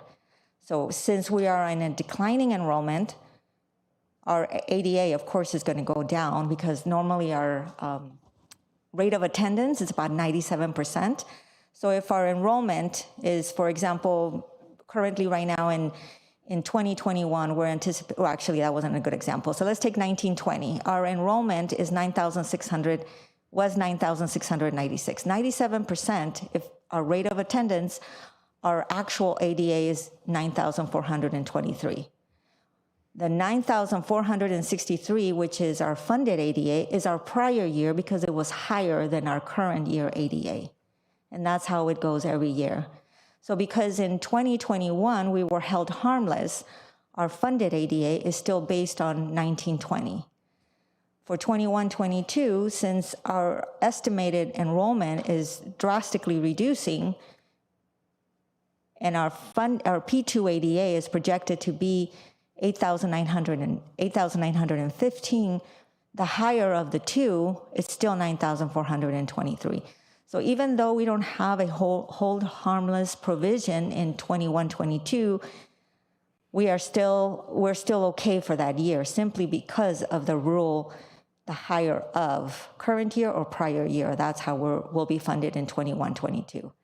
But where we're going to see a huge decline is in 22-23. That's where the reduction in enrollment is going to catch up to us. Although we do have a small percentage of COLA increase, the decline in enrollment is going to affect us in the 22-23 year. So that's the reason. Yeah, go ahead. You have a question, Ms. Hill? I was just going to say, but that is our best guess estimate. Correct. Right? So that is, unless we, if let's say because of the situations that we've had, Mrs. Catulli said something earlier, if more students want to transfer into the district, then that could change. If more younger families move into the district, that could change. But absolutely. Right now, from what we've seen historically, we are in the, we do have declining enrollment, and there is declining enrollment throughout the county, correct? That is correct. So even though in 2021 we saw this huge decline of 391 students, primarily due to COVID, because we don't know exactly where the students are going, we're hopeful that possibly some of those students can return to us once we go back to traditional, but it's hard to guess even at what grade level they're going to come back. So at this particular moment, we want to be consistent and just assume the worst case scenario. And at this point, we really have to take what we currently have. Thank you very much. So the overall, if you take a look at overall enrollment change for the last 5 years, we're talking about 793 students that we've lost in the last 5 years. That is larger than an elementary school. So if you think about in 5 years, the decline, if it stays on this pattern, now I'm hopeful that students will start returning after COVID, but we don't know that yet. That's significant. And so we'll really have to adjust staffing. And the whole reason the state gives you a year reprieve and why they still fund you on the prior year is because they know no district can really ever catch up to the declining enrollment aspect that quickly. So we will have to make those adjustments should that come to fruition. Do we anticipate that with declining enrollment, as Mrs. Hill pointed out throughout the county, that out-of-district transfers into our district might be more complicated? Would they be less likely to get releases from their own districts? That is, every district has certainly tightened their belts as well. I would say the decline that we saw even this year, every district experienced a significant decline due to COVID. I think some families just chose not to enroll their kids, particularly kindergarten, because it's not a mandated grade. Said, you know what, I'm not going to put my kid through this. We're going to wait a year. Others obviously chose private schools or other things. And so we'll see if because this 300 was a drop that none of us had anticipated. That was beyond anybody's expectations. So it'll be interesting to see if our enrollment goes back up next year. The hard thing is, what families want to know is, what will school look like next year? And we can't give them a clear answer because we don't have clear guidance from the state yet. Okay. Next, I'm going to review our budget adjustments that we had throughout the year. Well, since first interim till now. Overall, we had a net decrease in revenues, about $60,000, and that was primarily due to a decrease in interest rate from our cash and county treasurers. We originally anticipated maybe about a 2%, then it went down to about 1%. Now we're looking at less than a 1% of interest rate at the county treasurer's office. Our overall net increase to expenditures was $667,219, and that the bulk of it comes from an increase to certificated and classified substitute due to COVID leave. So that was an increase, as well as an increase in our projected expenditures from our routine restricted maintenance, and that's to repair fields or HVAC. Ultimately, a net increase or decrease to our fund balances, either unrestricted or restricted, was $466,000 and $260,000. Overall, $726,000 is our net effect in our fund balances, both unrestricted and restricted. We did have a $2 million textbook adoption anticipated for this year. We're actually deferring that to next year, but we are including that as a designated item in our reserves. Our multi-year projection, basically what I just want to make sure that we take a look at where we stand as a percentage. We do have, for 2021, we do have a 6% reserve for economic uncertainties. Overall, we anticipate having a 6.12% in the unrestricted general fund. But if we add Fund 17 at the end of the day, we anticipate 10.93% as a reserve balance. And if those balances move forward into the following years, for 21-22, our reserve, our unassigned fund balance is expected to be 6.42%, and with Fund 17, 11.53%. And for 22-23, that's where we see a decrease in, an increase in expenditures, and primarily because of RESTRs and PERS, and a smaller decrease in COLA. So we see a small increase in our deficit spending. So therefore, at that particular year, we're not anticipating to have a 6% reserve. We actually do meet the requirement, which is a 3%. Once we add Fund 17, we'll end up with an 8.39% reserve. So this is a big change from the first interim. If you recall, the third year out was a 0. I don't remember. It was just say it's less than 1% of a reserve, and then we factored in Fund 17. So the COLAs for the 2 years certainly helped with that, but we will still have the declining enrollment aspect that we're going to have to address. And can you explain to me the increase we see in Fund 17? Is that just from investment? Okay, great, thank you. Correct. Okay. So here's a table of our deficit spending throughout the years from 17-18 all the way to what we anticipate in 22-23. So we had been deficit spending since 17-18, about $8.6 million, and then we went up to 7.5 and so on and so forth.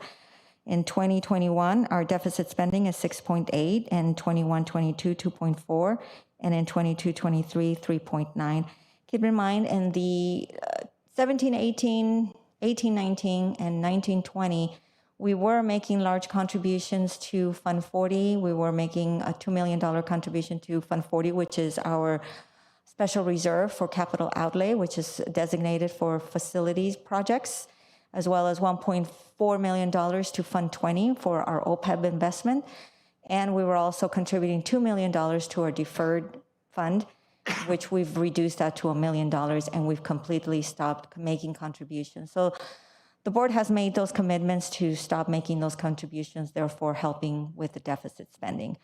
But as you can tell, once we continue factoring what percentage of COLA, our reduction in revenues, and our increases in expenses on a continuous basis, we continue to deficit spend. So those were really easy decisions to make. That's kind of the low-hanging fruit that we talked about earlier. But we continue to still have a structural deficit. To me, when I look at this, it's exciting to see that from an 8 million down to 21-22, you've made it to 2.4. So we've made some significant dent.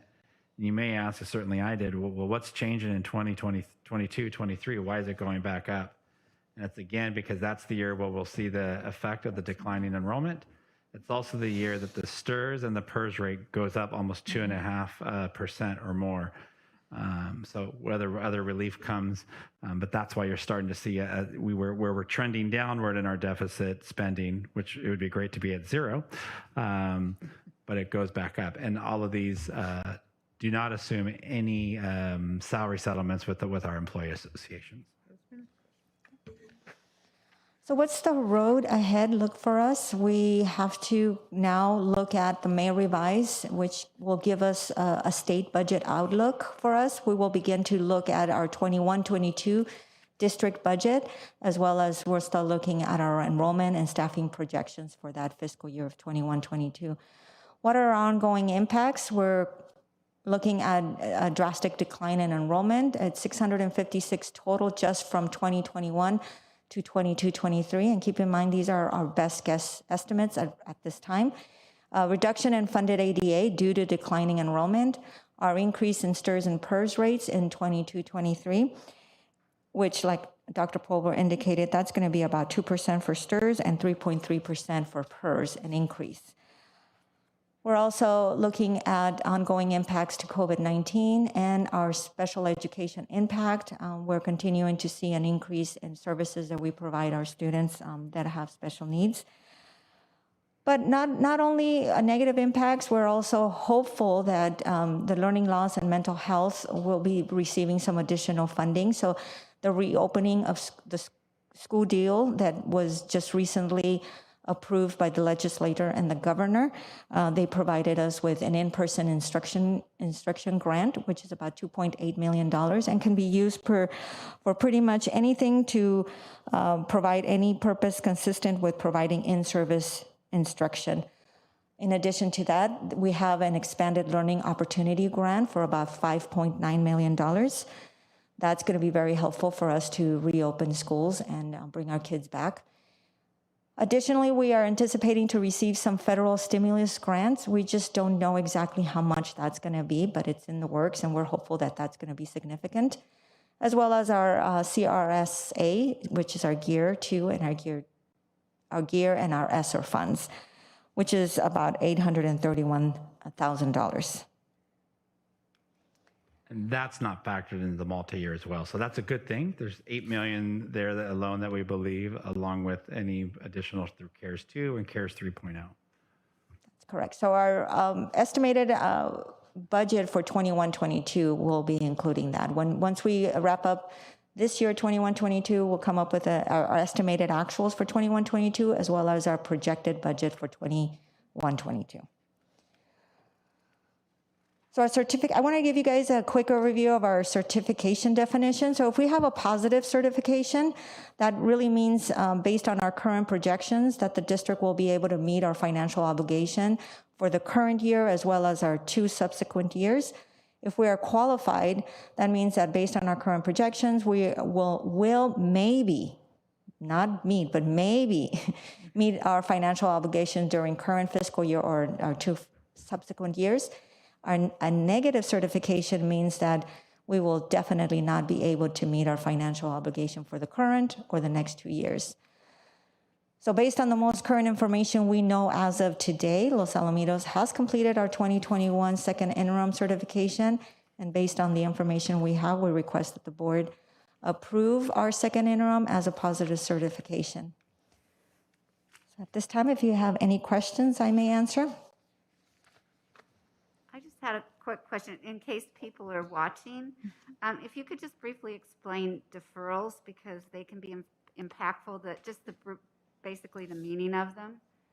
Oh yeah, absolutely. So a deferral, we get an apportionment every month based on our LCFF entitlement. So we will receive from the state a percentage, let's say 5, 10, 9%. There's a schedule on how we're going to receive our apportionment, which is our bulk of our cash that we receive from the state, which is our LCFF.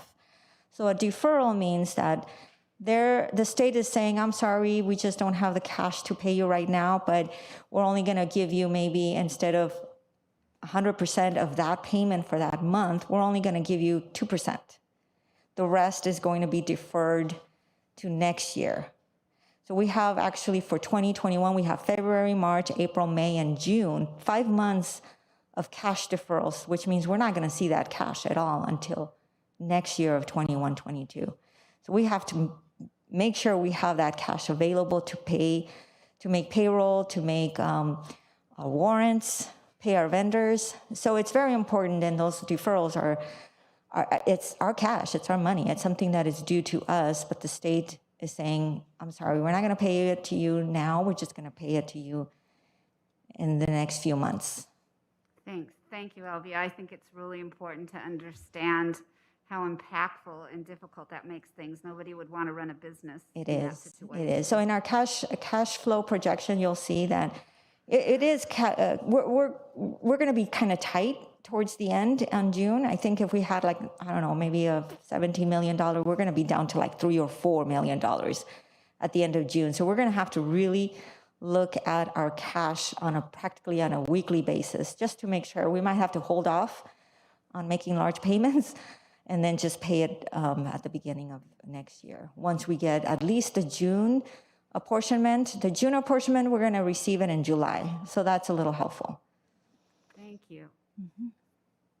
Scott? Yes. So basically, we're floating a zero interest loan on our own money from the state for like 4 or 5 months. Yeah. Yep, that's pretty much it.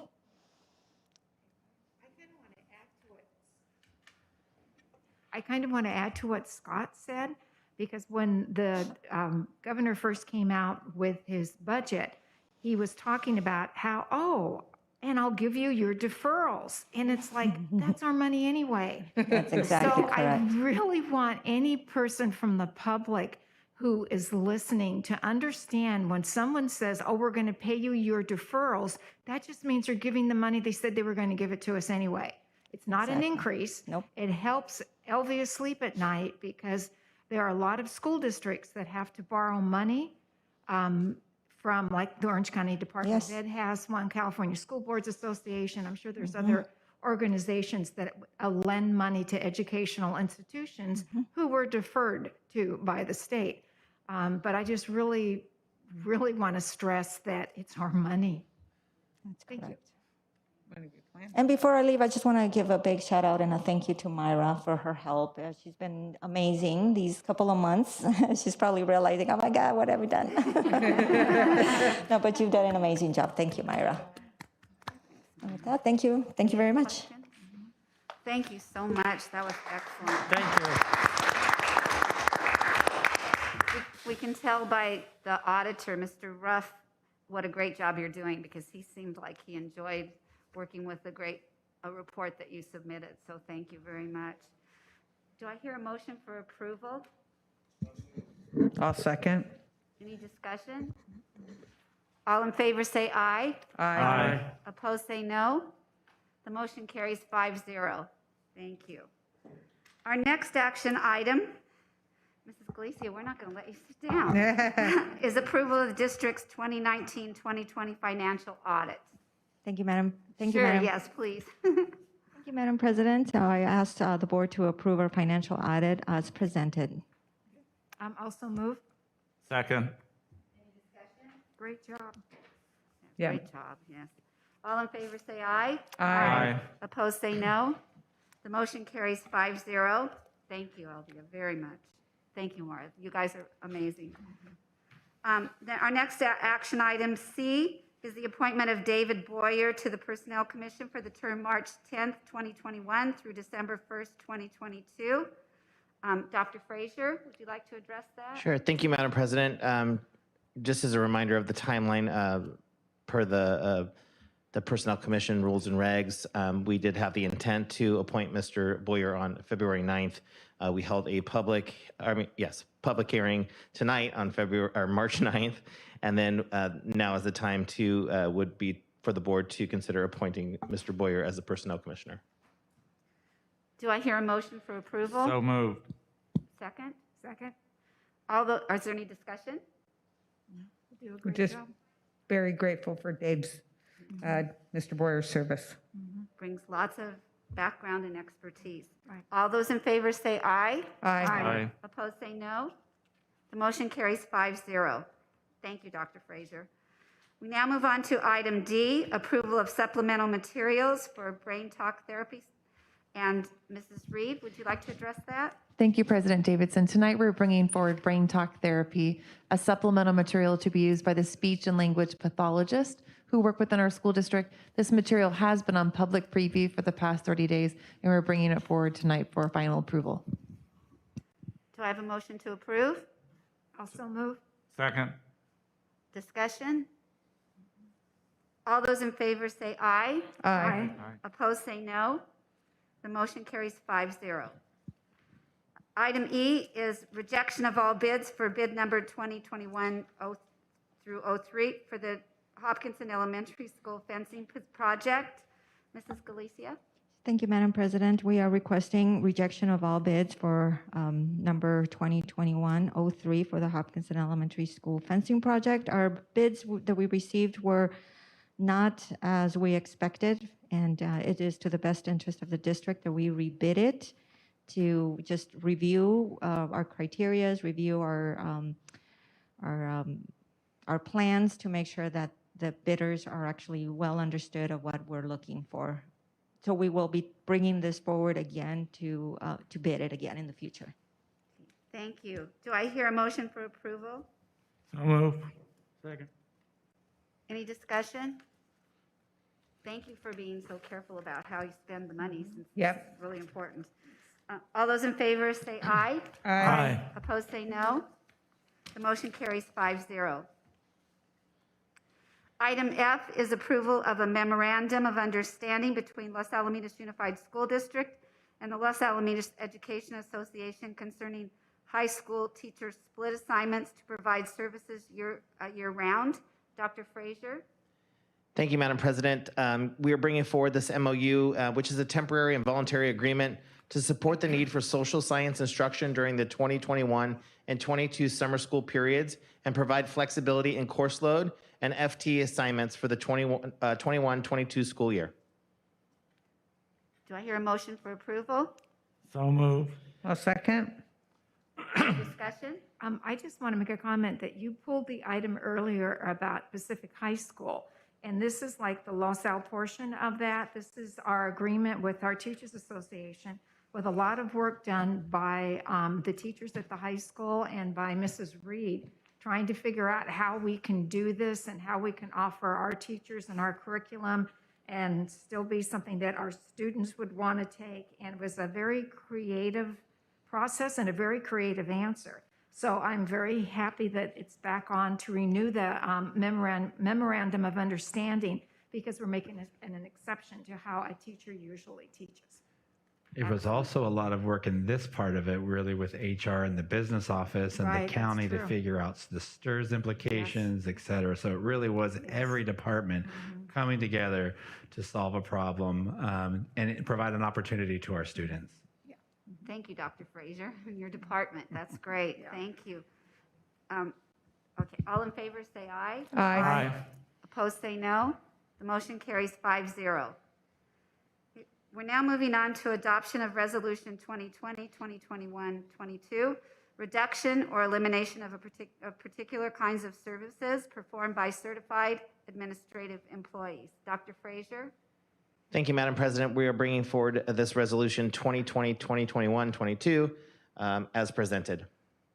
Okay, and I'm going to read the part of the resolution. Whereas the employees identified below currently serves in a position as a certified administrators, whereas the Board of Education has determined the needs of the district would be best served by releasing the identified administrative employees from their administrative position and reassigning the employees to a non-administrative position within the scope of the employee's credentials for the 2021-2022 school year. Now, therefore, be it resolved and ordered that the following employees shall be notified of release from their administrative position effective June 30th, 2021, and reassigned to a teaching position or non-administrative certificated position for 2021-22 school year. Employee number 3884, assistant principal, high school arts, 0437, high school assistant principal. Be it further resolved and ordered that the superintendent or designee provide appropriate written notice to the employee in accordance with Ed Code 44951. Thank you. Do I hear a motion for approval? Also move. I'll second. Okay, this is a roll call vote. If I could, I just Sure. wanted to add a little bit. The one thing that I think is important, I think none of us enjoy layoffs, and this is in essence what this action is. But the good thing is the two individuals that are affected by this layoff will have a full-time job. They're going to be just moving from an administrative position back into a teaching certificated position. And it really is, as we talked about, taking a look at our budget, where our high school has 5.4 administrators, and most high schools, in comparison in size, have either 3 to 4 assistant principals. And so we're bringing ourselves back down to where we were probably 4 or 5 years ago, back down to 4 assistant principals at Los Alamitos High School for next year. So that's the effect of this action. Thank you. Any other comments? Okay, roll call vote. Mr. Fayed. Aye. Ms. Cattouli. Aye. Mrs. Davidson. Aye. Mrs. Hill. Aye. Mr. Forehand. Aye. Motion carries 5-0. We're now moving on to approval of warrants. These are the bills that we pay that Mrs. Galicia was so eloquent in explaining our budget. And so if anybody has any questions about expenditures, we are able to ask those too, because we received the warrants on Friday before the Tuesday meeting. Do I hear a motion for approval of the warrants? So moved. Second. Any discussion? All those in favor say aye. Aye. Opposed say no. The motion carries 5-0. Now we get to go back to happy times, because we're looking at acceptance of donations. That's item I. And as you can see, they've come from all different places in the community. For Project Seek at McGaw, for the Lee Elementary PTA for the school itself, Oak PTA to Oak, Friends of Hopkinson to their school. The total for, and the last one, 56,000 protective masks from Tooling Express Incorporated. That definitely saves us having to use funds. We very much appreciate that. So the total is, for this month, $90,800.74. Total to this year, $382,054.25. In tough times, that is incredibly generous. So we thank our community. Do I hear a motion for approval? So moved. Second. Any discussion? Thank you. Yeah. All those in favor say aye. Aye. Opposed, say no. The motion carries 5-0. We're looking at classified personnel report and the certified personnel report. Dr. Fraser, please. Thank you, Madam President. I'm bringing forward both the classified and certificated personnel reports as presented. Do I hear a motion for approval? So moved. Second. Any discussion? All those in favor say aye. Aye. Opposed, say no. The motion carries 5-0. So now we come to the point, communication, where board members get to share some of the great experiences they've had over the last 2 weeks. And would you like to begin, Mr. Forehand? I would love to begin because I have now visited 9 out of 9 schools. And I want to thank these 3 ladies because they let Scott and I have first time because we're brand new. So the overall message in 9 out of 9 is stepping up, doing what's different and doing it well. And being at Oak last week, I saw the cafeteria staff that makes 1,000 lunches on Wednesday that they distribute to the elementary sites. And the other thing is, if you can get a middle school kid to be happy about how to use a comma correctly when the sentence starts with a dependent clause, you've come a long way. So it was called Escape the Room. I visited Los Al High, and I think somebody mentioned it tonight. We got to see the music teacher helping the kids play their flutes with masks outside under a tent, socially distanced, and then he had to figure out which way the wind was blowing so he could hear them play. And that's just stepping up. I did participate in 2 full days of interest-based bargaining, and I walked away with a huge respect for this process and the staff involved. It was all about building and fostering respectful relationships. I got to go to the Oak Lion Parade, talk about Pride Parade, where they honored 7th graders. They were chosen for being the student of the month, and they drove by in cars with their parents, grandparents, and the teacher came out, read the little certificate, and there were big smiles even on middle school faces. So that was great. We got to see Greg Stone crowned Leif King, and I mentioned to somebody, he is truly an incredible human being, in my opinion. I did Master's Governance class number 1, 4 to go, and got to enjoy Oak student performance monologues, and it was the highlight of my Friday night for sure. And then this was very interesting. The ambassador program at Weaver does a debrief at the end, and all 14 teams shared what they learned from the process of giving to others. And these words came out. The kids said, we learned responsibility, collaboration, time management, focus, and positivity, just to name a few. And really, what more could you ask for? Then I want to finish with McAuliffe's production of I Dream a World. And to me, it was, to me anyway, and hopefully to everyone who watched, they took the arts, instrumental music, choral dance, and the visual arts and celebrated the contributions of a Black American artist in each discipline. The overall message of this whole production was to create a more respectful and a kinder world. And 4 students created a video to accompany their words. And I wanted to end with 8th grader Mikala Sisk. And part of her message Great way to end. I dream a world where there is no sadness, sickness, or hunger, and a world where we all help each other and not bring each other down. Of such a world I dream. And I think she hit it right on. So thank you. Oh, thank you. I had the opportunity to attend the Brown Act workshop, and even though I've been a board member for, I think, 9 years, it's always good to hear, and there's always new things. It's pretty interesting because when I first came on the board, email was a big hot topic. Now it's texting and then also social media. And so as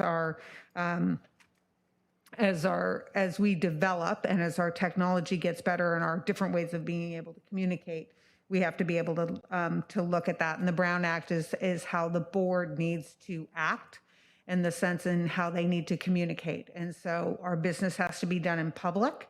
And so even the smallest thing, like responding to an email where we're all on the email and responding all, is against the Brown Act. And so we always have to watch that, because this is where we do the community's business. And then the LAIF event and seeing Dr. Stone crowned was just wonderful. It was also great to see Dr. Kropp there, who was our queen last year, and I do feel a little sad for her because she would have had a wonderful reign of being able to, just enjoy all of the things that happened, but she was very, very gracious, and I'm just very proud of our Education Foundation for, using, my husband gets a little annoyed at me, but it's the truth, pivoting, figuring out how to do it, how to get it done, and they picked a great king candidate this year. And so I was Team F. We came in second, but we did our job and funded well. So I'm very happy about that.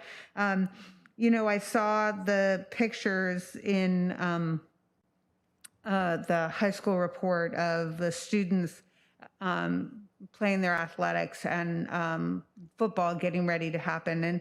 And I know that sometimes people think football gets too much of the focal point. And I think one of the reasons is it's traditionally the first sport that kicks off the year, and there's something about building that excitement and culture around it as well. But I have a soft spot for it. Both of my boys played football at Los Al, and I remember how important it was to them when they got to wear their jerseys to school on game day. And to think that so many of our students have not had that opportunity. And I know it sounds simple, but it's special, it's important, it's memories that they have for the rest of their lives. And so I'm just really grateful that we're getting an opportunity to see some of those things. And I'm grateful to this staff, to this board, for pushing as far as we can push to make sure our kids are getting as much as they can get. So thank you very much for all that and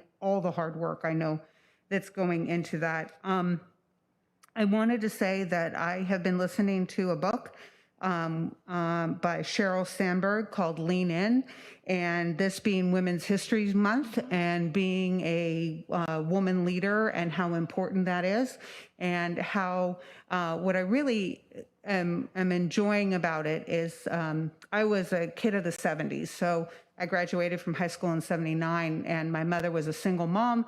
She was VP of a bank, and so I was brought up with a very female kind of mindset in a time when we were looking at women pushing against society and asking for what they thought they deserved. And my mother was amazing in the sense is that she always taught me that women and men can accomplish the same goals. Absolutely. But how we go about it is different, and we are wired different. And Sheryl Sandberg really talks about that and talks about women in leadership and how they have to look at adapting, but also bringing men along. So it just was it's a really great book. And I think it's being Women's History Month that we take a chance to look at things like that as well. So I wanted to make a point that I really liked what I heard tonight about, from the Human Relations Advocacy, advisory council is that anybody can attend. I think that's amazing. And I think that that is a great way that if you're curious of what this kind of work is going on in the district, that this isn't something that's being done behind closed doors. This is something that anybody can attend. And sometimes it's just awareness. So I hope that we bring that awareness to people as well. I also got the chance to attend the LAE longevity pin ceremony today, and it's not quite the same as in person, but Dr. Frazier, you did a great job and made it very joyful. And so I know that's a very important thing for our employees. And then on the drive here, of course, I was like 3 minutes late, and but I drove by McCullough Field, and I was driving by, and I realized that I saw kids out on the field practicing soccer, and I'm like, okay, we're getting there's a little bit of normalcy getting back for our students, and that made me fields look amazing, but that made me really, really, really happy this evening. So, thank you very much, Mrs. Davidson. I'm going to start off with CBA, California School Boards Association activities first, because it's like the big picture and go down to the smaller picture. Currently, I thought this was really interesting. The CSBA is tracking 335 education bills, plus another 200 plus budget bills that could impact education. I mean, has anybody seen our stack of ed codes already? I mean, it's like, how can you have over 500 bills in 1 year about education? It's just, that just kind of blew my mind a little bit.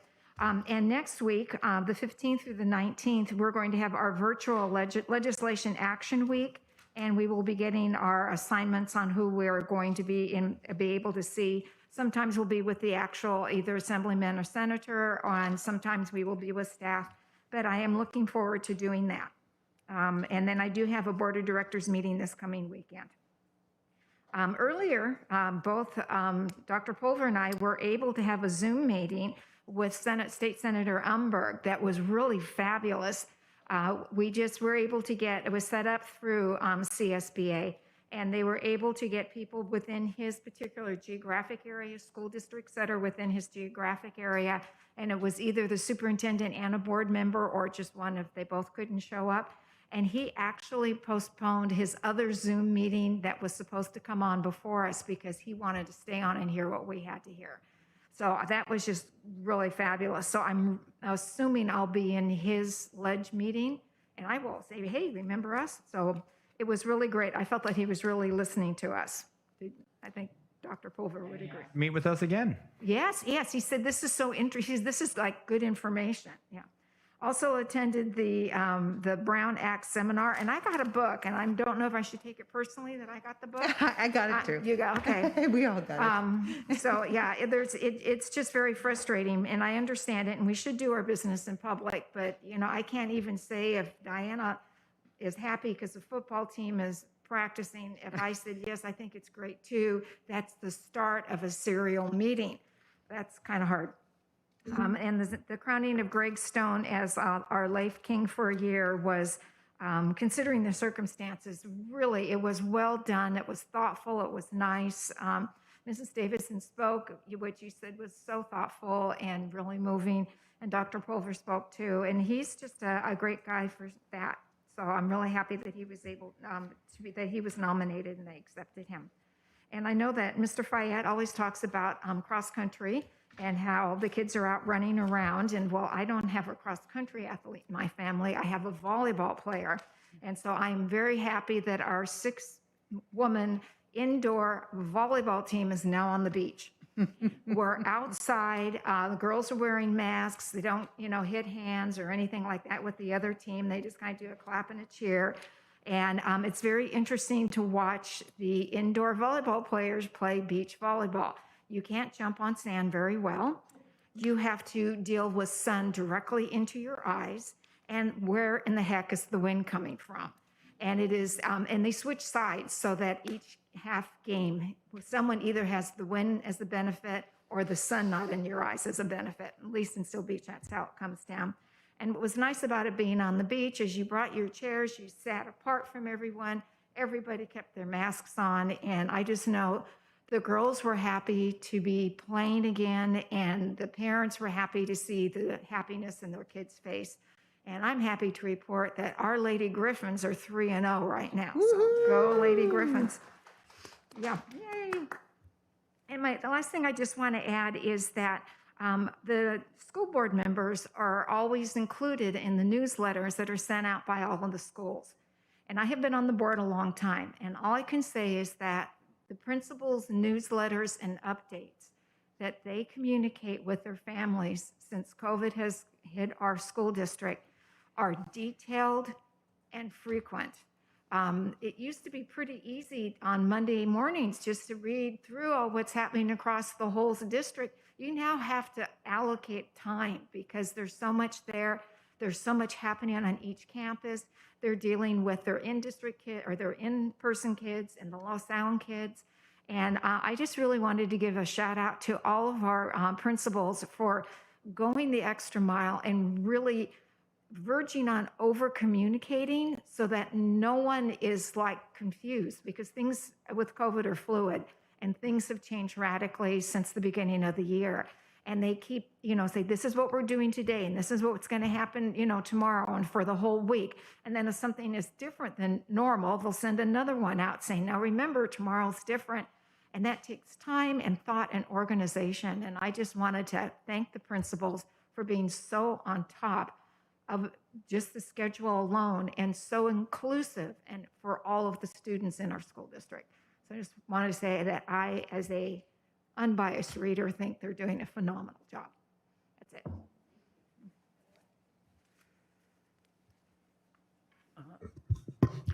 Thank you. And to keep with my continuing tradition, I'll start with cross country. Yeah. Important stuff. Well, I think I had low blood sugar last meeting because I kind of gave it a little bit of a short speech.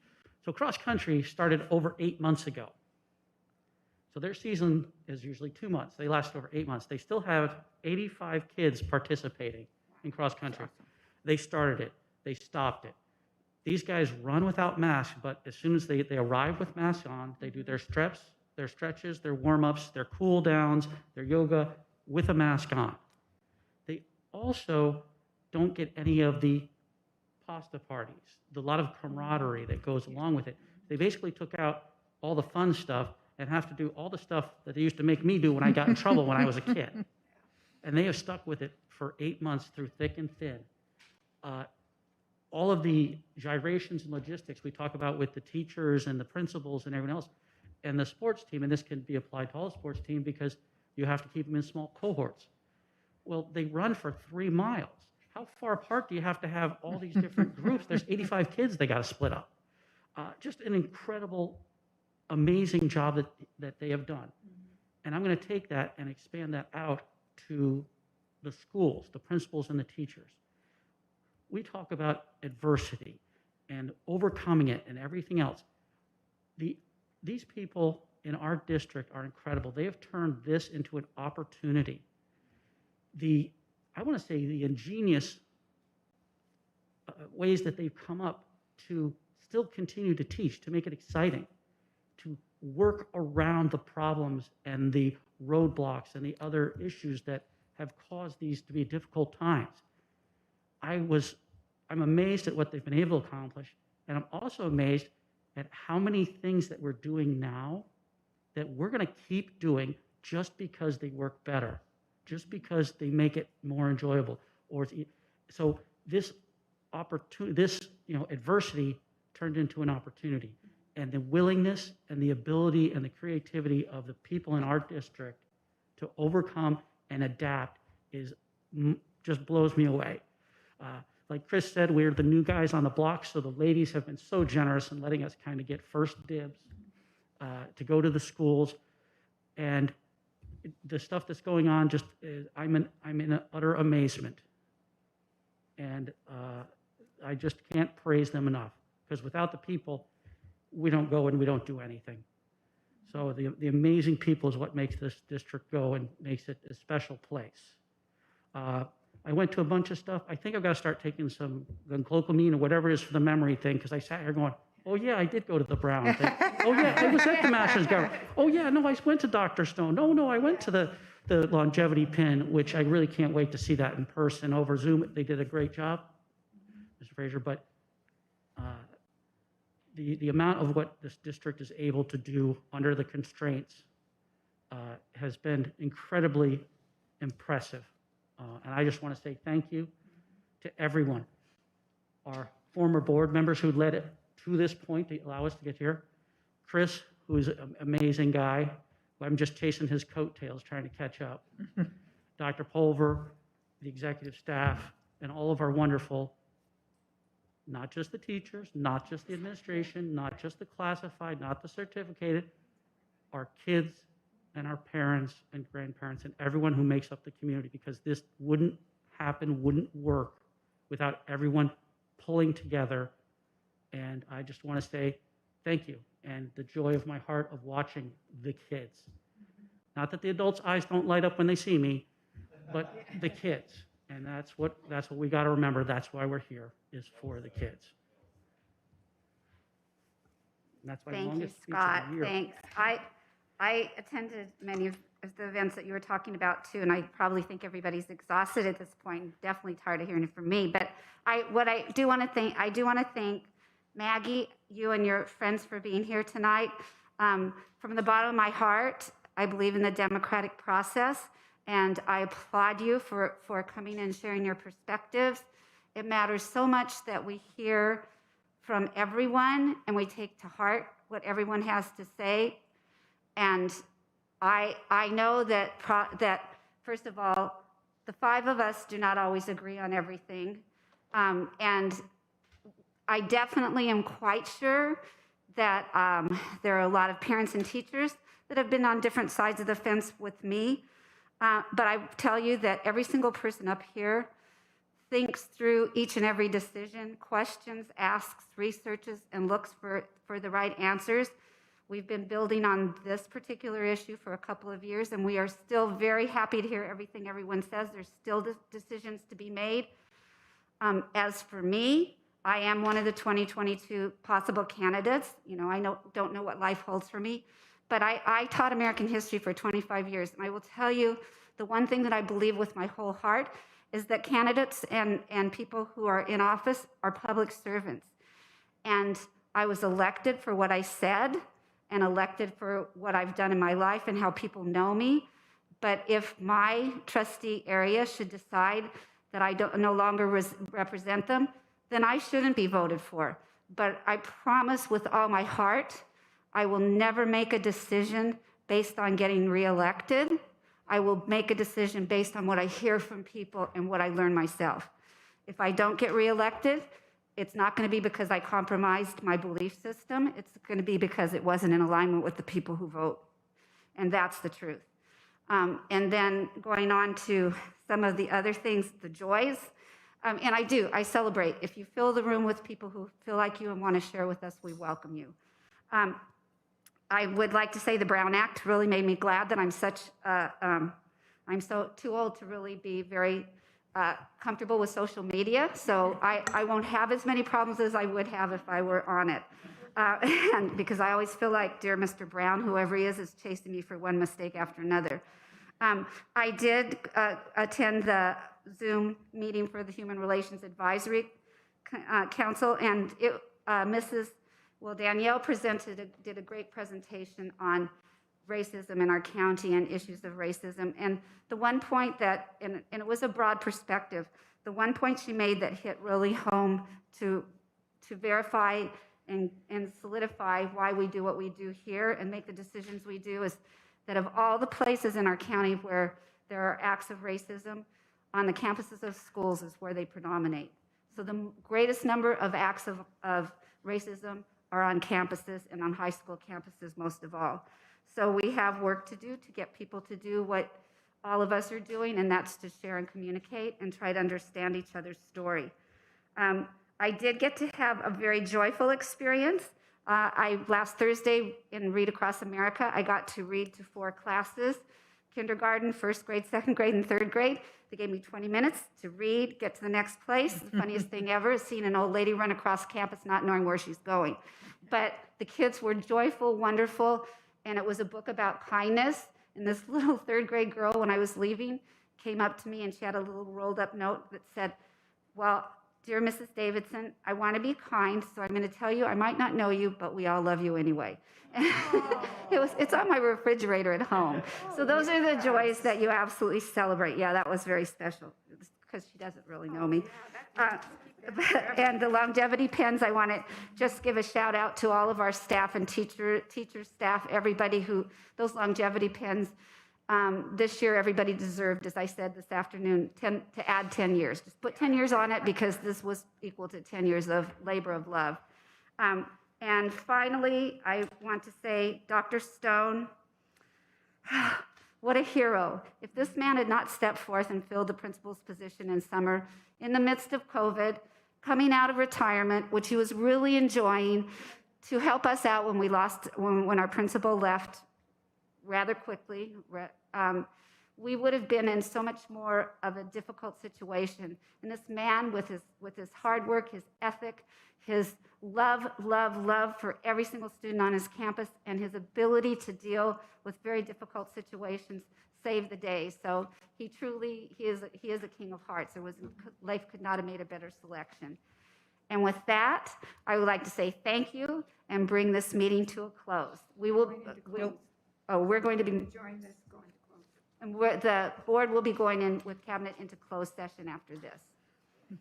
Close out this meeting and go into closed session. Thank you.